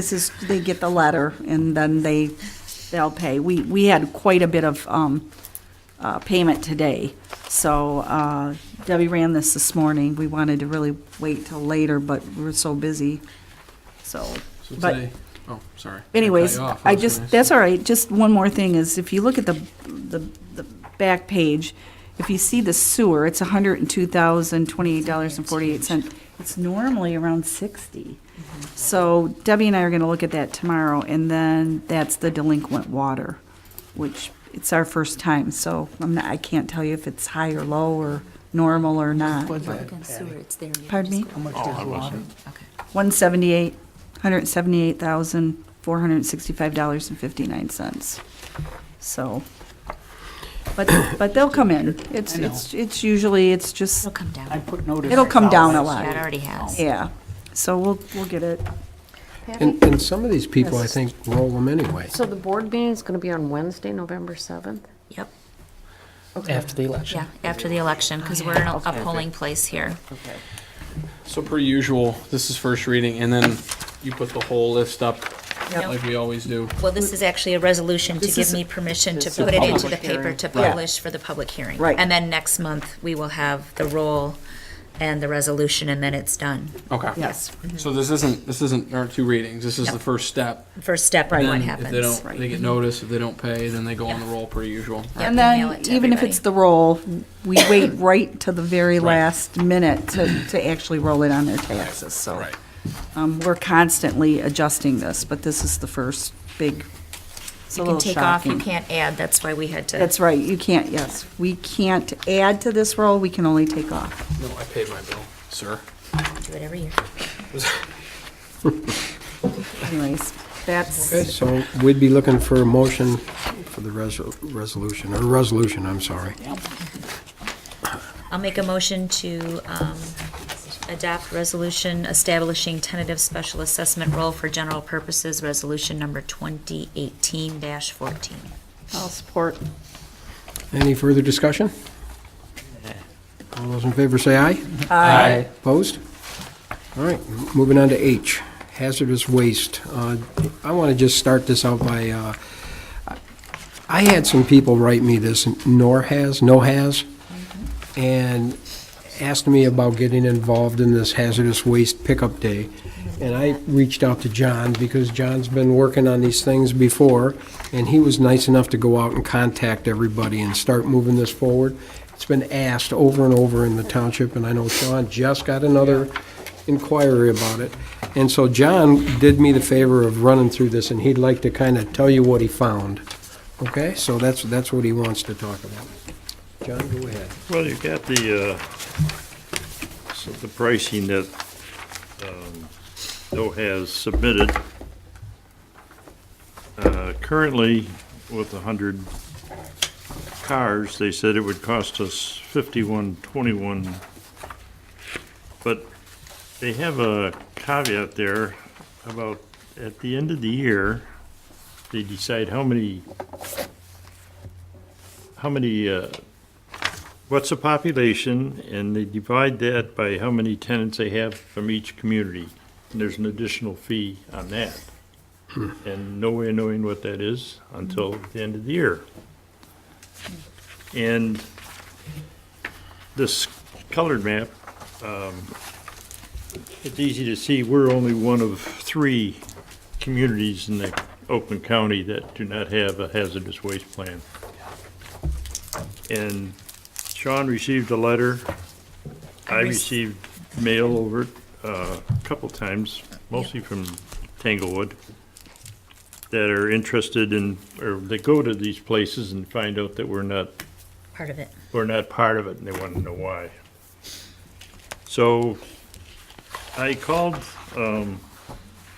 Michael Seppo at Resource Recovery, ASOC, Versac. Easy for you to say. Yeah, but, because we had been with him before, and we are not a member any longer. We resigned in 2015. They took us off their board, so we can't get back on the board necessarily at some point, but they will service us. But he can't guarantee that it'll be the rates that everyone else pays. And the rate that URSAC charges is $30 per vehicle, $30.25 versus the $36 that NOHAS claims. And in the past, our big grief with RORSAC is we had too few users. And he assures us if we go for their full program, which he'll come out and describe if we wish, then it'll probably increase the usage because they know, they hear about these people that come from us and they have nowhere else to go. So hazardous waste is disposed of, whether it's legally or efficiently or not. So I don't know if we're interested in pursuing this again. And with what RSAC says, $30.25 per vehicle plus $1.25 per, according to our, per person, according to our, currently the 2010 census was about 14,000. Yeah, because I think when we've had it on the board or, in our budget in the past, it was 10,000, but we weren't getting enough people to go. So instead of the $36 per vehicle, it was more like $150 per vehicle or more. So that's why it, was taken off. So if, I know you just gave this to us tonight, but if you, the first page is for the no-haz, so we would have to go to these communities, or could we be a community set up where our residents know every year there's a hazardous waste day here at Fire Station 2 or They at said that the was park? unlikely. Oh, it is Yeah. unlikely. Oh, bummer. They have their closest station to us would be in Waterford. Okay. Because I know Rose Township was telling me that they do a hazardous waste day every year, the same weekend, years and years and years, where they bring all the dumpsters and however it is and do that for the community, and they all kind of save up their stuff and come and dump, so. Yeah, we did I don't that know. one year. Okay, I don't know if that would be something we might want to look into too, but I don't know who does that, but we can find out. I thought that's what these people might have been doing. John, would you contact Mark St. Charles, because they have their own, and Sean said they have their own in White Lake too. You do? Why can't we just have our own? That's what I just said, why can't we do our own hazardous waste We day? can, Yeah. what is the interest? If we want to do that, it's expensive, whoever Could does put it. it in our budget. Well, the interest is there because I went through this last year. This time before budget season last year, I reached out to Michael as well, and he honestly said to me that they were not interested in having us back. And I had a long conversation with him, and so I'm very impressed that you got more of a positive response this year with that group. And Their anger has faded. right, and I don't know, maybe some things have changed since then, but Well, I had called him earlier when I got a couple of calls from a woman in Tanglewood who I lost her name. But at that time, he said he would get back to me in the fall after they established their new rates. Well, I got back with him, but they have established their new rates. And that's what we have in front of us. So if there's an interest, though, I can pursue to see if we can find a better source, but I don't think we'll cut the cost much. I'm kind of interested in doing it ourselves. I mean, if we could do it Hazardous ourselves. waste day, once a year, every May, They show second this week in May. independent program in here Oh, is that that a what lot of that is? people are using, and I have no idea what that's about, but I can find out. Okay. Well, are you interested in finding out more about this? No, we should move it. Because we Okay. get so Yeah, many let's- calls at the township, it's just unbelievable, and we're trying to look online and find places for people, and we get the same complaint. We can't Well, go to John- Rosette because they're mad at us. They want to do the right thing, they don't want to do. throw it in the trash, but it's Right. like, how long do they want to keep it in their basement? They I don't know. get rid of it. My Yeah. concern with the reason I no brought this has. up tonight is because they wanted a response by the 19th of this month. Okay. No has. Well, I guess the no has, I mean, if they're not gonna move a location down here, it's a long ways away, It and is. people probably won't do it. Oxford, Independent, Rochester Oh, that's County, not convenient. Waterford, that It's not isn't. convenient. So, We'll send them one car. It'll be a giant Penske truck with All all the the contents. stuff. Oh, yeah. And we get a fleet of When, them. when delivery. So we'll just keep, Set 'em up. so the direction, keep pursuing. Let's see what we can do. Okay. Please. Yes. Yeah, thank Okay. you. John, are you good with that? You want to keep on working on it? Okay. Yeah. Thanks, John. Okay. That sounds good. Well, that kind of wraps it up to the closed session. I'll make a motion that we move into closed session for consideration of a closed session to discuss the purchase of property pursuant to MCL 15.268D. I'll support. Oh, time is 10:10. All right, we have a At motion and 10. support. Could you please call this by roll? Stephen, leave it already? Yes. Yes. Yes. Yes. Yes. Yes. Yes. Now,